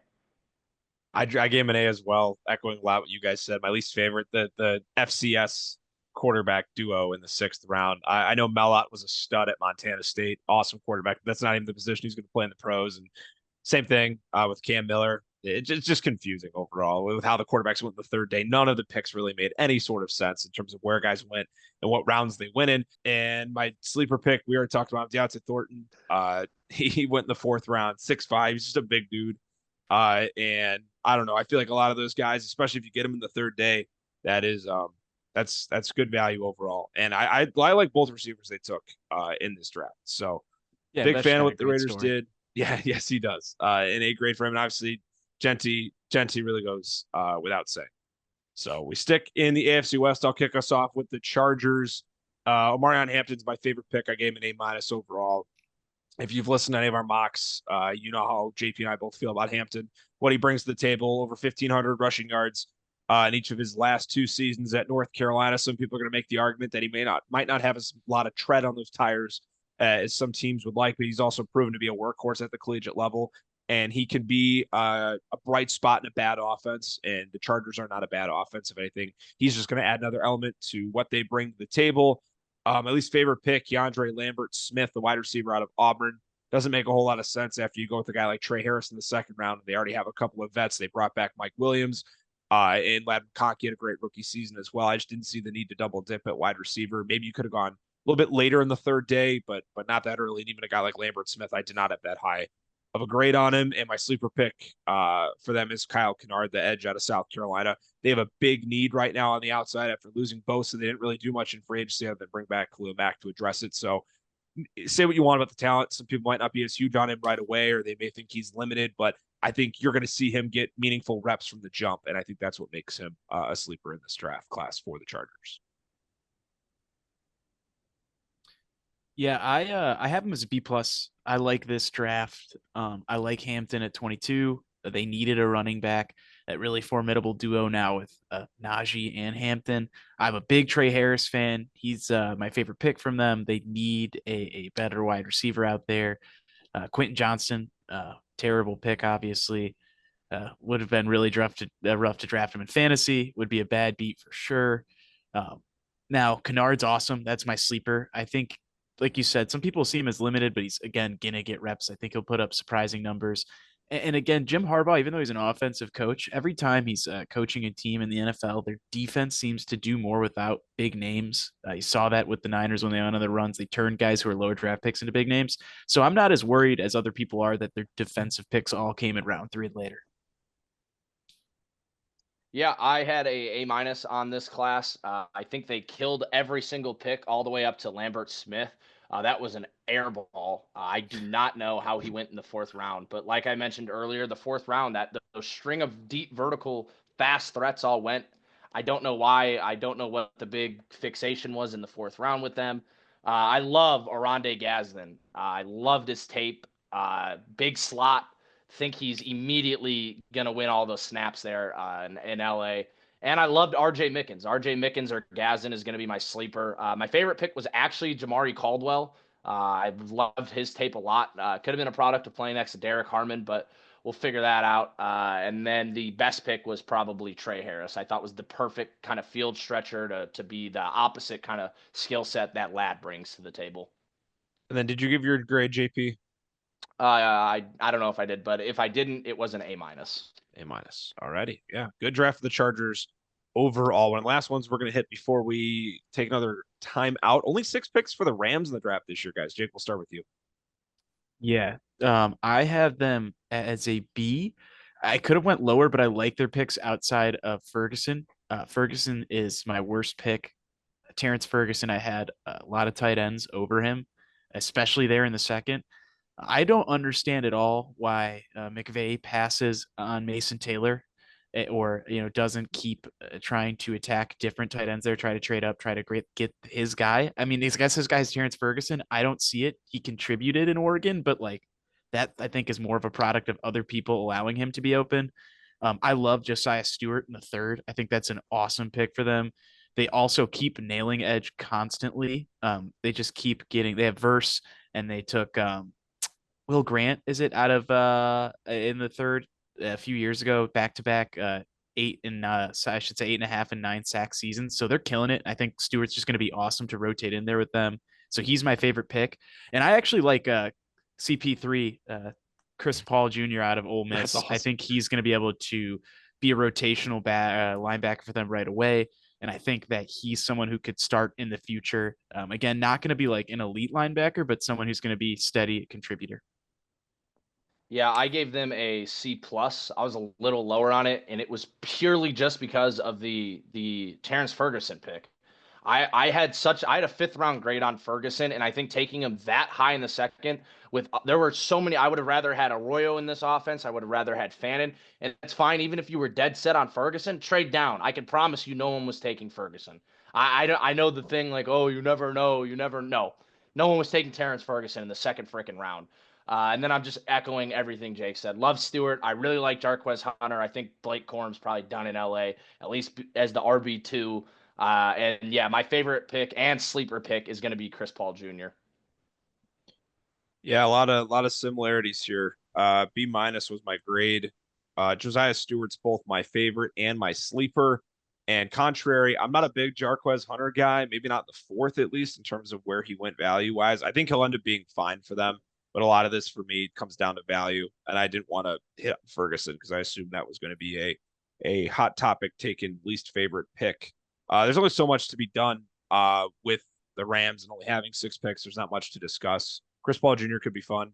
And I mean, we know how they've done in the past with day 3 wide receivers. So I think whether you like it or not, even though he's a 7th round pick, 242, Mumpfield will have some sort of not buzz, but I'm sure there'll be a couple of eyes on him throughout their camp this year just to see. It's similar to what you guys had mentioned. They've hit really well on edge in the second day and out of the first round the last couple of years, especially on the defensive line. They're good for some sleeper receivers as well. He's not my sleeper. Stewart is. I think there's a good path for him to get meaningful reps, and I like him as a talent. And overall, a B- would be my grade for the Rams. Another part of this episode, it's a long one, so make sure to stick with us here on the Just Beavin podcast. Final part here of our draft recap episode. It's a bit of a long one, so thanks so much for hanging out, sticking around as we wrap out the 2025 NFL draft. The Miami Dolphins next on the docket. I forgot where we left off with who started. So I'll go first in recapping the Dolphins. 8 picks made in this draft. And my favorite pick, I gave him a B+. My favorite pick is Big Jonah out of Arizona. I know Kenneth Grant's a good get for them in the first round as well. Didn't want to try and have every favorite pick that I had of them be in the first round. I think he'll make a really solid pro on the inside. Thought of him originally for the Bears prior to them trading and signing the interior of their offensive line a month before the draft. My least favorite pick was Jordan Phillips, the defensive lineman out of Maryland, simply because they already went with Grant in the first round. And, it's one of those things doubling up when they had other needs. This team lacks a lot of, the depth there on the other side of the ball, specifically offensively. For me, wasn't really, a thing that they shouldn't have ignored early. And I know I've been talking about it all episode. My sleeper pick is not Quinn Ewers, even though I cannot believe he was a 7th-round pick. I mean, I partially can due to injury and size. But Ollie Gordon is my sleeper pick. Oklahoma State was a really bad football team this past year. I do not believe they won a game in the Big 12. And he obviously took some steps back, but he was really, really good on the 2023 campaign. And I think getting him in the 6th round based on his overall on-field reputation in college was a good get there, despite Oklahoma State not being a great team this past year. And once again, B+ my grade for the Dolphins, JP. I like fitting in the on-field personality there for Ollie Gordon. Anyways, I gave the Dolphins a B. Their best pick was Jordan Phillips from Maryland. I love the run. He's a great run defender, and paired next to Kenneth Grant as a pass rusher, I genuinely think that they're going to be the tackle duo in Miami for the foreseeable future. Least favorite pick, I went with Dante Trader, the safety out of Maryland. I thought there were better safeties on the board, like we talked about with Houston and Jalen Reed out of Penn State. I thought was a much better safety who actually fit the scheme better than Dante Trader. Dante Trader's film just wasn't that good. I had a priority undrafted free agent grade on Dante Trader, so I was not a fan of that. And then for my sleeper pick, I went with a mix of Jordan Phillips because he's a 5th-rounder, but I set him as the best pick. So I went with Ollie Gordon. I thought Ollie Gordon was at least worth a 4th-round pick. Sure, he's got the off-field troubles, but like Andy said, he's good on-field personality, and he's a stud. I thought the 6th round was too late. Wouldn't shock me at all if Jalen Wright was out of the picture in this year. I also like this draft. I had it as a B+, which is funny. I do not like Chris Greer. If good GMs are John Deere tractors, then bad ones are Case, and Greer is definitely a Case tractor. Kenneth Grant is a great pick. He's probably my favorite pick. I think he's a beast. You could say he benefited from playing next to Mason Graham, but I actually think Grant is big enough, physical, got the inside rush tools to win. I'm with JP. Jordan Phillips is a phenomenal pick. I had him as my 91st best player. Just go get him at 143. Really elite and complements Grant well in the same way that Graham did. Obviously not at the same level, but a really good match. Ollie Gordon's a great pick. I do not like Trader as well.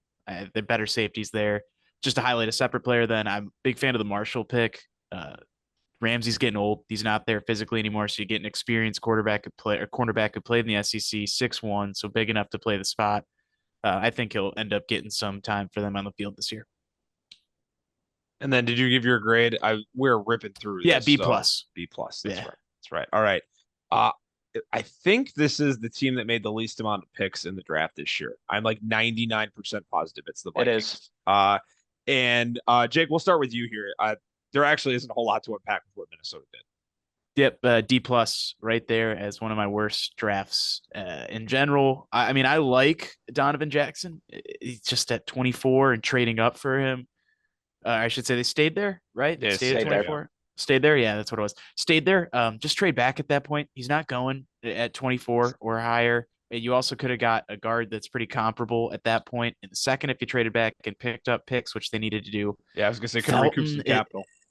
Yeah, Felton's fine. I get wanting some depth behind Addison and Jay Jettas, but again, there are just better picks there in the third that they could have used to address. I do like Kobe King. That's probably my sleeper slash.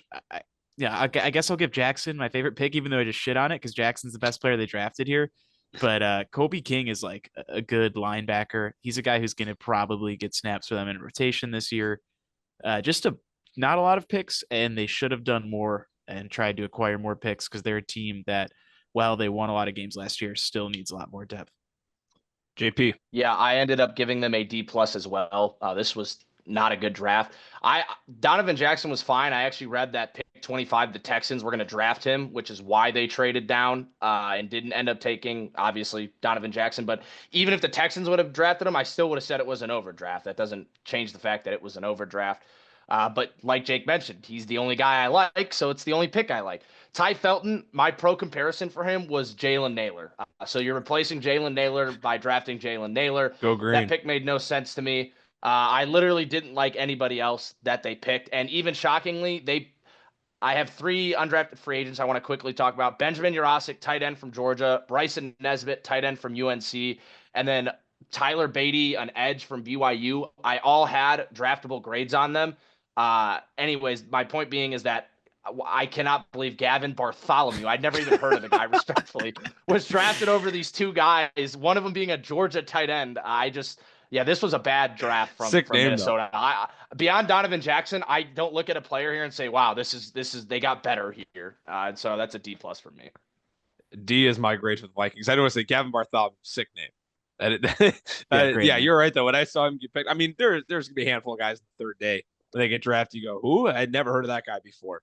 But yeah, I got a good chuckle out of that.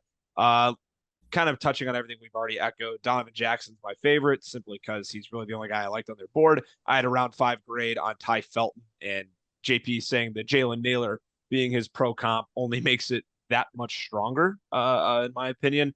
And then Kobe King out of Penn State, the linebacker, is my sleeper. If they took literally any other tight end than Gavin Bartholomew in the 6th round, the name is hilarious. I would have said, yeah. I mean, the one thing I will comment on Bartholomew and any of the undrafted free agent tight ends that they have, those guys have an easy path to playing time if TJ Hawkinson goes down again. The tight end depth, unless you're a really big Johnny Munt fan, I really don't think there's a lot of good depth in Minnesota's tight end room. But yeah, we're grasping at straws. We only get 5 picks to choose from, and 4 of them are 3rd round and beyond. So that would be that's a very quick hitting way to look at Minnesota. My lowest graded draft that we had this year. We go from only 5 picks to 11 in the New England Patriots. JP, I will let you start with the first 2 picks, or at least I know the first guy you and I are both big fans of. Yeah, this was a top 5 draft for me. I gave them an A. I liked everything they did here. Sure, Campbell probably won't be the answer long-term at tackle. I think that's perfectly fine, though.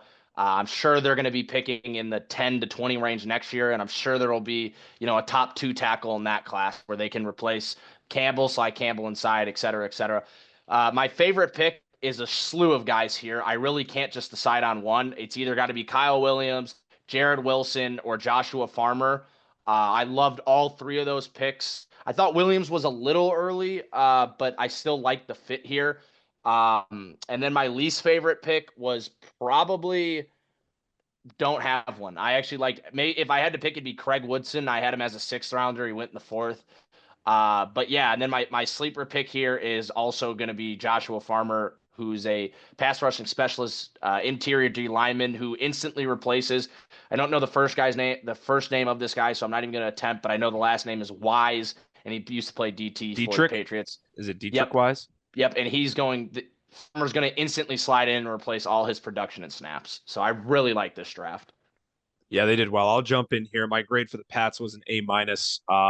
It's an easy one to say, but Will Campbell is my favorite pick that they made. Just all the the nonstop things that I can say about Will Campbell. I know he'll go inside. I just remember on draft night sending JP videos, Will Campbell hype videos after he got drafted. The guy is just an absolute beast. He is a mover of men. He's a monster. And just everything about him. I don't really highlight a lot of offensive linemen post draft, like when they get to the NFL, other than really honing in on guys that are on the Bears.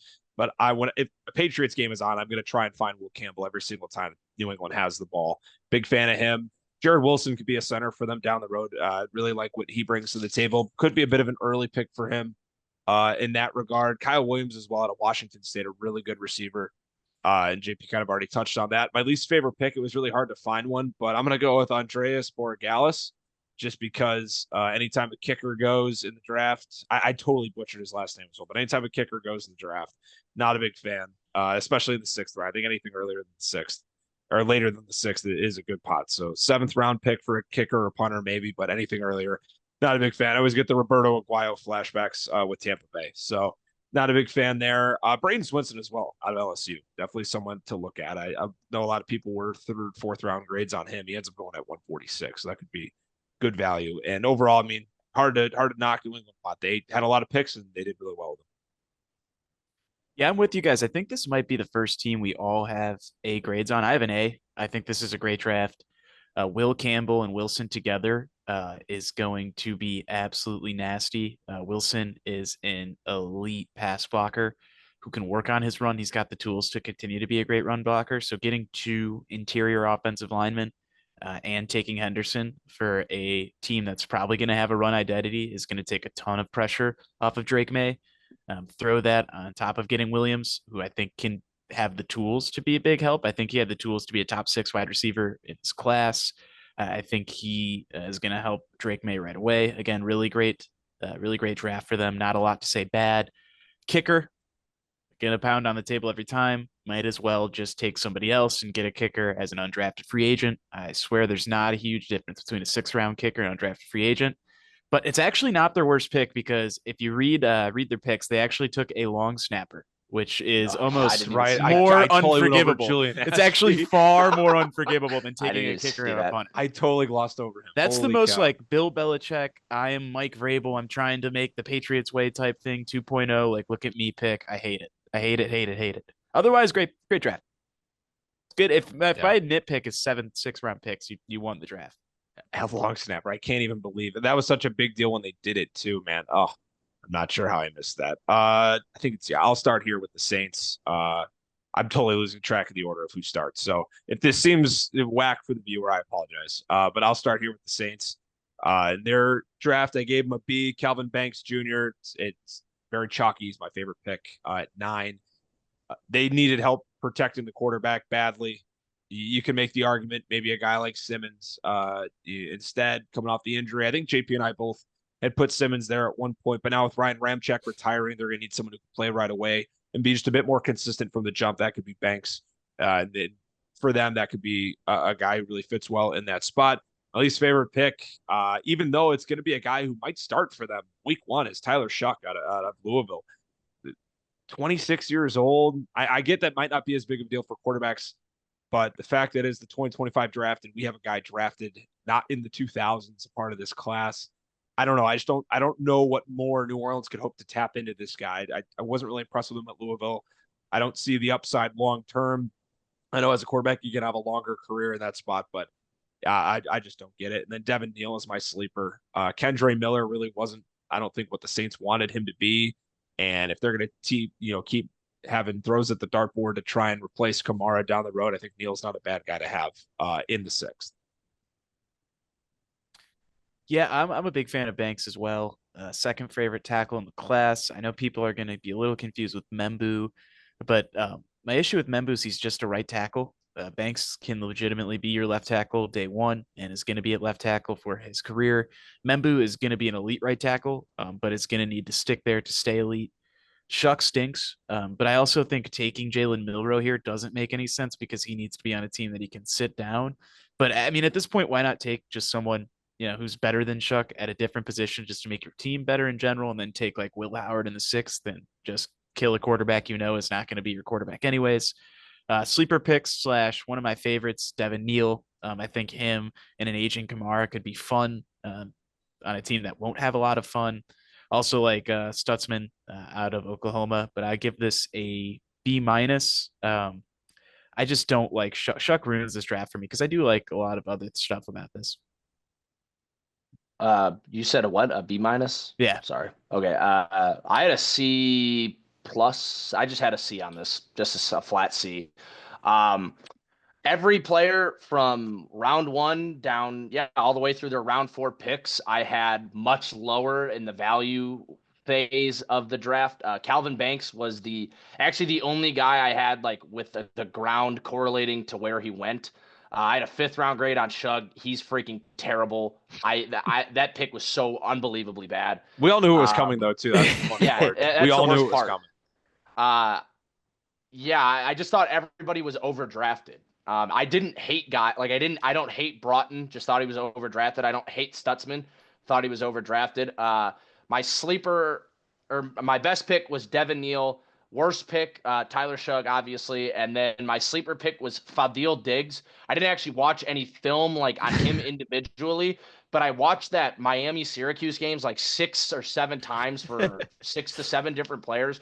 And he had a sack in that game where I was just mesmerized by it. And that play alone, I'm willing to take a bet on him in the dart throw. So he's my sleeper. Hell yeah. All right, Jake, you're gonna What? get us going here. Oh, what do you Oh got? yeah, no. What makes that even worse is just like if your issue with Sanders is character issues, who cares? At least that team will be fun. Like there's nothing to talk about. New Orleans sucks. At Zero. least make it a That little team more is going to be fun. unwatchable. Yeah, I was funny. You were talking about other guys. Sanders would have been the first one. You could have, based on when he went in the fifth round, they could have, yeah, gone a different route with their second round pick at 40. You get a legit starter no matter where you go positionally. And if you knew in your back pocket you get Sanders in the third day, but hey, there must have clearly been something up with New Orleans. Must not have had a good meeting, interview, whatever it may be. They talk about an exciting draft, or at least a draft that caught a lot of people's attention. The New York Giants, Jake. Yeah, I have them as a B plus, and if this weren't for a I'm trying to save my job trade, this is an A draft. This is a great draft outside of trading for Jackson Dart. Dart stinks. Dart's just not going to fit that team. Doesn't even have a snap count. Has never played a pro style offense. But Abdul Carter, home run pick, top 3 player in the draft, maybe top 2, probably top 2. Great pick. Their defensive line is going to be awesome. Alexander is a great depth piece to slot in and move rotating there. It's going to be a great team. Scadabo's awesome. Sleeper pick, Bo. I think they have him listed a tackle, and he struggled to tackle at times, but held up. I think when he moves into guard, which he will for New York, he'll be a great swing piece for them and one day start at guard. But B plus, good draft outside of Dart. Yep, everything Jake said, I agree with. I gave them a B plus. If they go Jalen Milrow there, I'm giving this draft an A.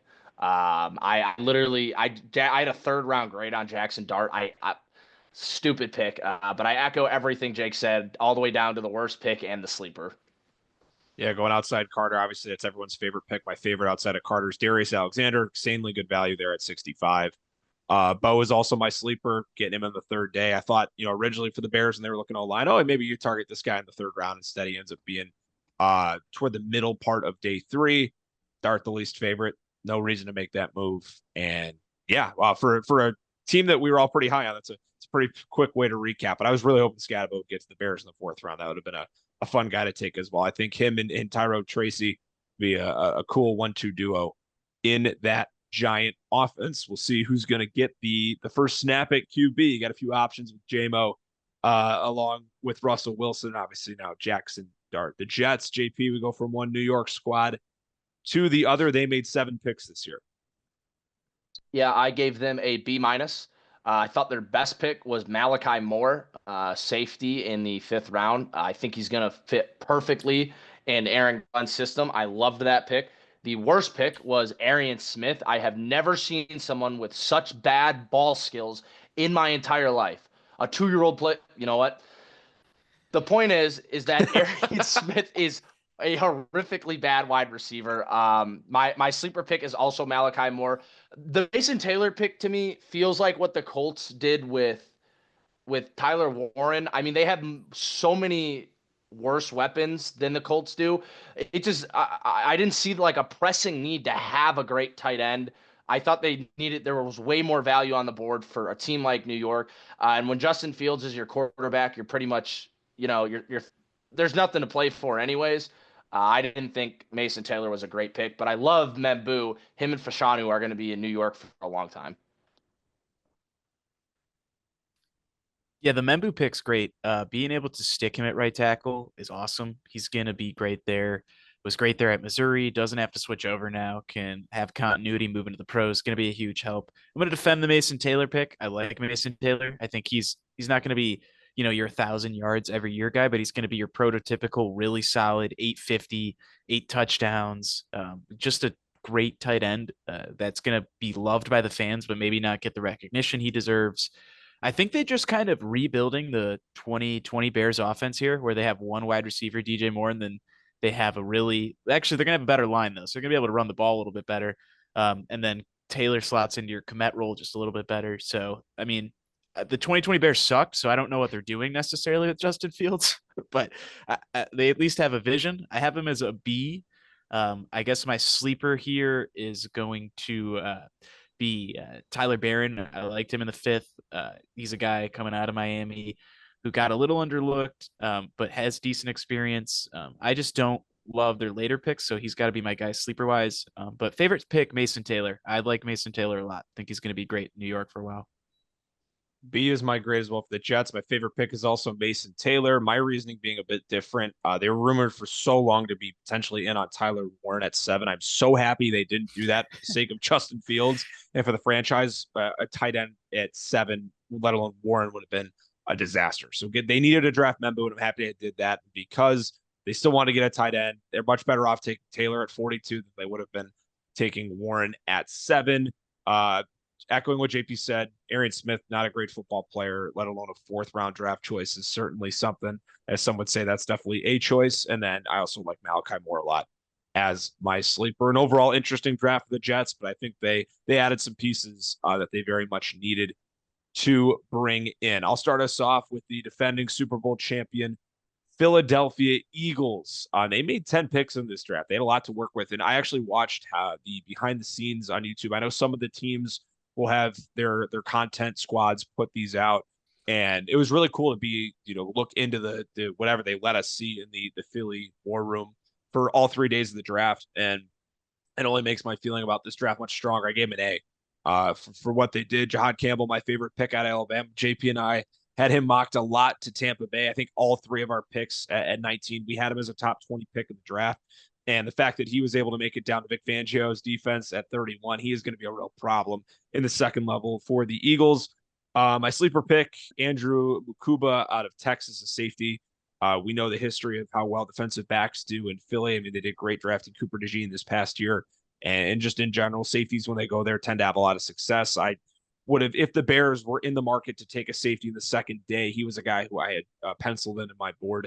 And once again, it's another one of those situations you're only going to get better playing in Philly's defense. And my least favorite pick, it's really hard to find one because they took a lot of good guys for depth. I think Ty Robinson out of Nebraska. I think he's a fine football player. It'll just be hard for him to get playing time as a guy at his position, having Jordan Davis, Jalen Carter, and potentially any other veteran they bring in front of him.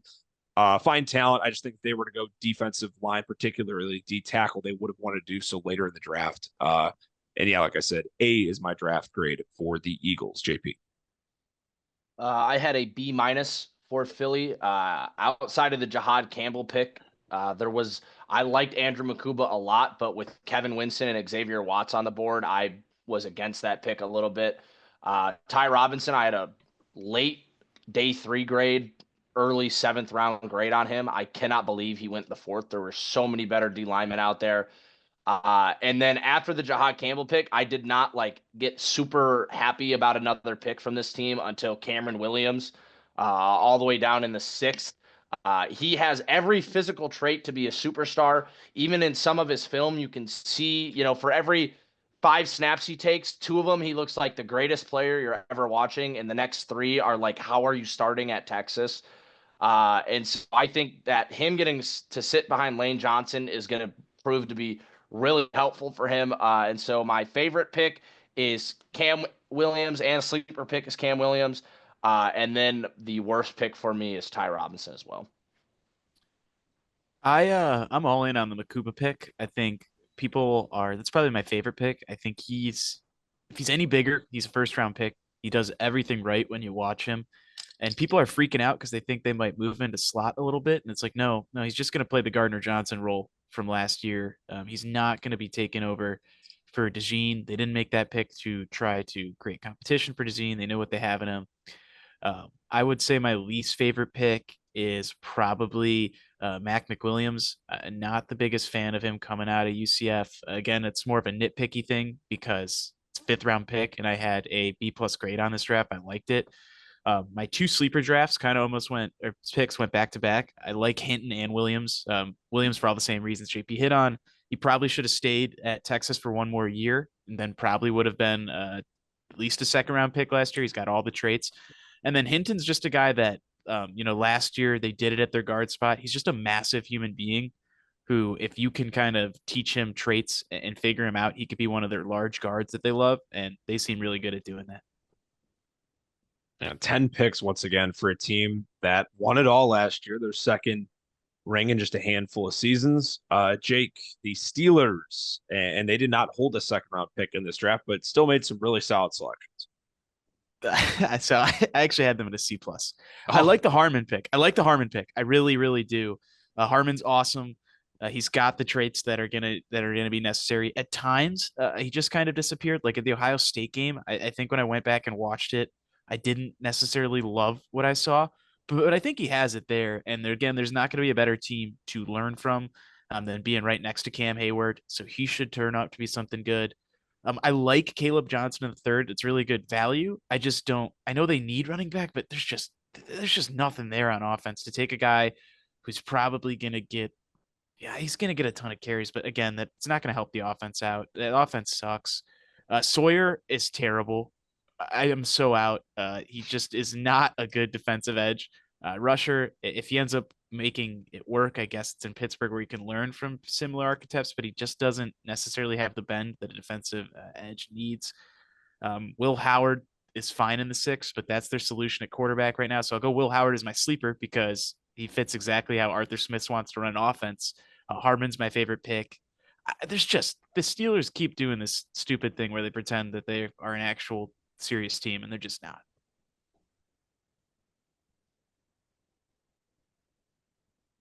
I guess I can take it from here. A minus is my grade for Pittsburgh. Caleb Johnson's my favorite pick. He was one of my draft crushes. I'm a huge fan of Caleb Johnson. I'm pretty sure he was, unless it was a team that had another couple of players on the board, there was a good chance that he was going to be my favorite player to any team that took him, just based on how highly I think of him, what he was able to do with an Iowa offense that was just abysmal to watch this past year. I mean, he made them somewhat relevant, and just what he was able to do, literally carrying that offense. He won't have to do that. He may actually have to do that here in Pittsburgh because we don't know who's throwing the football to a now only DK Metcalf led receiver of George Pickens getting traded today to Dallas. So he may have a bigger role to take on in this offense than originally anticipated, but I still love everything about him. Wish he was a Chicago Bear. Sucks that it didn't work out that way. Jack Sawyer is also my least favorite pick. I know a lot of people, including myself, I wrote about him as a Bears target at 72 because that's where a lot of mocks had him rolling, but I wouldn't have taken him even and then the fourth round. I thought he was more of a fifth round talent. And then Will Howard's my sleeper just because there is a real possibility there will be a route to playing time for him this upcoming season. If not this year, definitely next year, because it's not him. It appears Aaron Rodgers would be the vet to come in and play quarterback. And who knows what that guy's up to right now. And if I didn't say it already, A minus the grade for Pittsburgh. Yeah, I also had an A minus. I love the Harmon pick. Although I had Tyleik Williams over Harmon, I still like Harmon because he's able to come in and learn from Cam Hayward. I love the Caleb Johnson fit. I love Caleb Johnson. He's my third-ranked running back. And then I love the scheme fit. You're getting him in a wide zone run scheme, and his pro comp for me was Derrick Henry if he was smaller and obviously not as fast. He just doesn't have the build. Henry's a freak of nature. So it's like Derrick Henry light. It's like the 8-ounce can of Coke. Like you're not getting the full thing, but you're still getting some Coke in you. I don't mind the Jack Sawyer pick. This is right. I thought his value was right in here. I actually had him higher. I had him like an early fourth round pick. So I didn't hate him going here. And I think I like the Steelers because they play that 5-3 front or 5-2 even, where they play the linebackers. I mean, TJ Watt's technically a linebacker, And so I don't mind Jack Sawyer as more of a linebacker with the pass rush upside. Plus, he gets to sit behind, Highsmith and Watt. I don't hate it at all. I really like the fit. If Jack Sawyer goes anywhere else right in here, it might be questionable, but I love the fit in Pittsburgh. Will Howard's my sleeper. The worst pick was Yaya Black. I didn't think he was even draftable. I watched him 3 different times because I kept seeing TikToks of the sleeper of the draft, sleeper of the draft. Well, that's why they're on TikTok. This guy's horrible. Anyways, I have an A minus. Howard's my sleeper, and Johnson was my favorite pick. All right, 7 selections for Pittsburgh. We move to San Fran, who made a few more in JP, the Niners, with an interesting round one draft choice to say the least. Yep, I think that was certainly one of the worst picks of the first round. It's got to be top 3 between Dart Ward and Michael Williams. Some order of that. I ended up giving them a C plus. I wasn't overly blown away by this. The only reason it wasn't lower was because I liked that they realized they had problems with the run defense. They realized they had issues on defense, and they came out and they immediately addressed the defense. The problem with that, they had offensive line issues and decided just not to even touch on that. Michael Williams was overdrafted. I barely had him as a second round prospect. Alfred Collins, I had a late second round grade on, so 43 is fine. I could keep going about this draft, but I'll get it over quick. The best pick was CJ West. I actually think he's just as good as Alfred Collins. The worst pick was Nick Martin or Michael Williams. You can do you do with that what you will. And then the sleeper pick, my pro comp on him was Brock Purdy, is Curtis Rourke. I honestly think if they don't want to extend Brock Purdy, which I mean they're going to, but if they really didn't want to, I think Curtis Rourke does everything Purdy does, but with a bigger arm. All right, Jake. Yeah, so I'm gonna just get sleeper out of the way because we have pretty much all the same things to say. Curtis Rourke is my sleeper. Again, just a quarterback who can be able to run the Shanahan offense pretty seamlessly, very similar to Brock Purdy in that sense. Didn't like the Williams pick like everybody else. Collins is solid. He's a really good run blocker. There's a lot to be desired pass rush wise, but really stout. Can hold up the middle. Nick Martin just is the worst pick here. It's worse than Williams. Nick Martin is 6 feet tall, 220. Yeah, he looks fast on tape, but he just can't play linebacker. That's just not going to hold up in the NFL. I guess with my sleeper, I'm going to go Upton Stout. I think he can be one of those short slot corners, fiery guy, really fun tape at Western Kentucky, even though obviously it's a lower level of competition. I think he could be similar to a Bryce Callahan, which in a Robert solid defense would be a lot of fun. Yeah, a lot of what you guys said. Tied for my least favorite picks would be Martin and Williams, B minus the grade for the Niners. Jordan Watkins is my sleeper. Just because of everything changing in the receiver room. You getting a guy who is taken, in the first half-ish of the draft.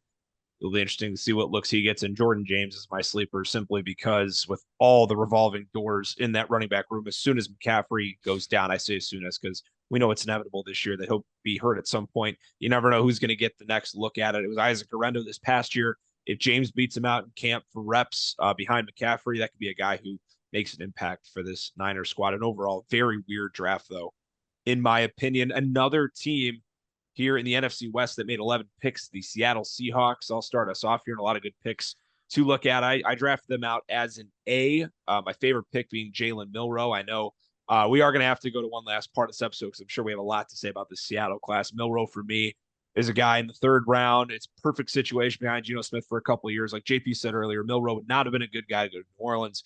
Gets time to sit here, develop, get to learn a bit more, and he's got a bazooka for an arm. The dude can run insanely well, and we saw that at Alabama. Multiple touchdown games with his legs everywhere you look. It's just about accuracy and really nailing it down and polishing his game. And Seattle's a perfect place for him to do that. Elijah Arroyo is my sleeper. I know it's hard to put a 2nd round pick as a sleeper, but I think it's a guy who could get really involved in this offense. He's only going to work behind Noah Fant. And who knows, once again, health is wealth. If he's not able to stay healthy, Arroyo could get meaningful time right away. It was really hard to have a least favorite pick. That would be Riley Mills for me, just because of the depth they have on their defensive line. I don't see a good route for playing time for him, Jake. Yeah, I like Zabel a lot. I think he's pretty ferocious. He's probably going to need some work pass blocking wise, but is someone who's going to get after it and has the right mentality to be inside for you. Amenawari is my favorite pick here. He has some things he needs to clean up, but at safety is a physical freak and someone who can really cause problems for other teams on the defensive end. Like the Arroyo pick, like you said, I think they'll probably start to see an uptick in two tight end sense with Fant there and not having a lot of great wide receiver play. Milrose a home run at 92. It's going to get 2 years to sit behind Darnold.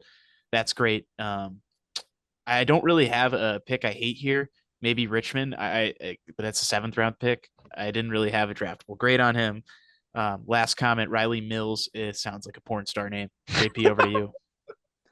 Yeah, I gave Seattle an A. I gave Seattle an A minus. I thought Amenawari and Arroyo went too high. I would have been fine with Amenawari at 50. Even that, I had a third round grade on Amenawari. But if there was a place for him to get overdrafted, it's to the Mike McDonald defense, who created the beast that we know as Kyle Hamilton. People wondered why Hamilton didn't look as good last year, and that is exactly why. Now Mike McDonald has his version of Kyle Hamilton and Amenawari, and that could be really fun over there. So my least favorite pick was probably Elijah Arroyo. I didn't see it really on his tape. I think he was my 7th or 8th tight end. I just didn't see it there. My favorite pick was Jalen Milroe. He was the QB1 in this class.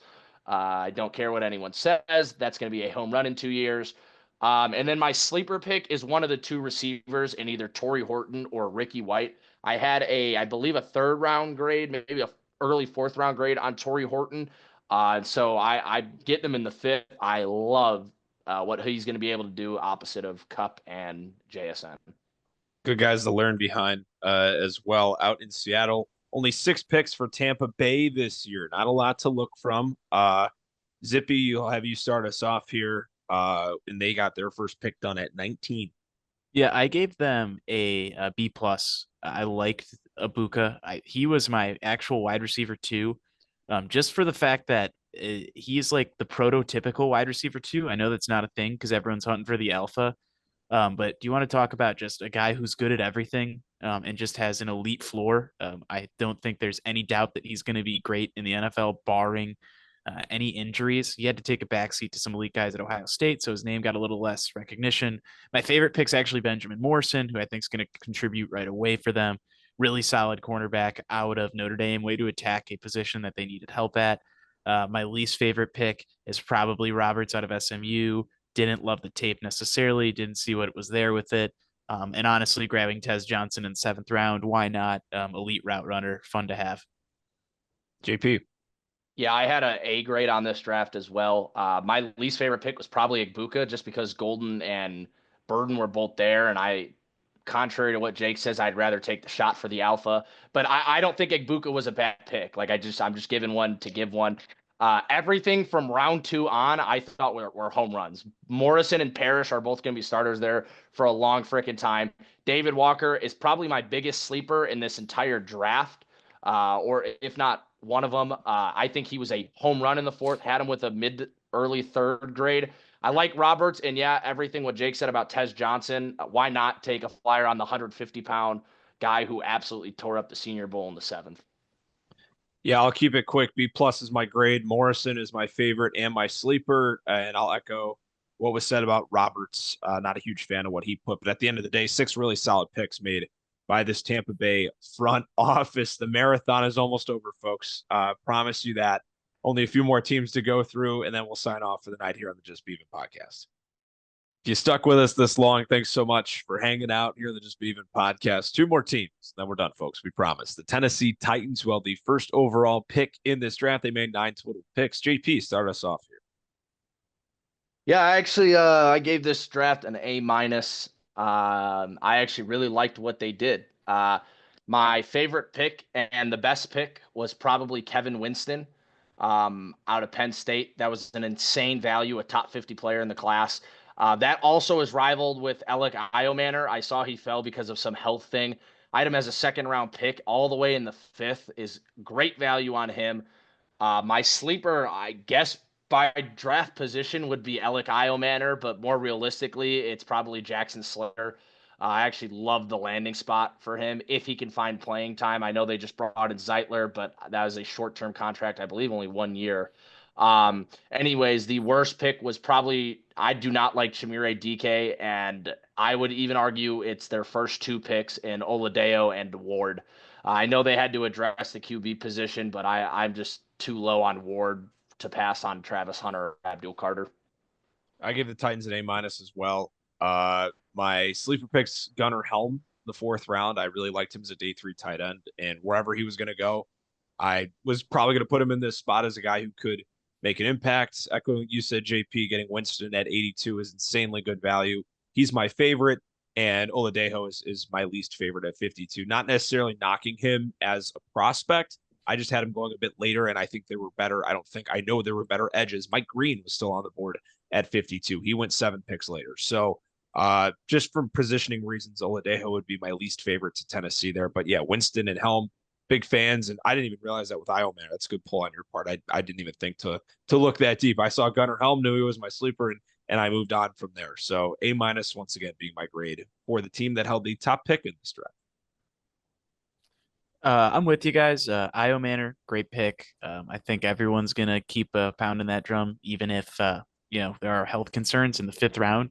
Who cares? But if you're gonna take a player, because of you don't care about concerns anyways, you gotta take Green at 52. I'm fine with the pick because you need edge anyways, but that just has to be Green. He's a far better prospect and player. I have a B+ because I actually like the rest of this draft. Helm's awesome. A big fan of Slater as well. I even actually like some of Marcus Harris's tape to get him in the sixth. He's going to be a really good special teamer for you, so he's going to contribute. The Cam Ward pick is just terrible. It's like it's like putting duct tape on a fucked up bumper. It's just going to fall again, and you look really ghetto for doing it. So I don't like the Ward pick whatsoever. You got to take the best player available to help your team, especially with a far better quarterback class next year. But everything else is awesome. So B+.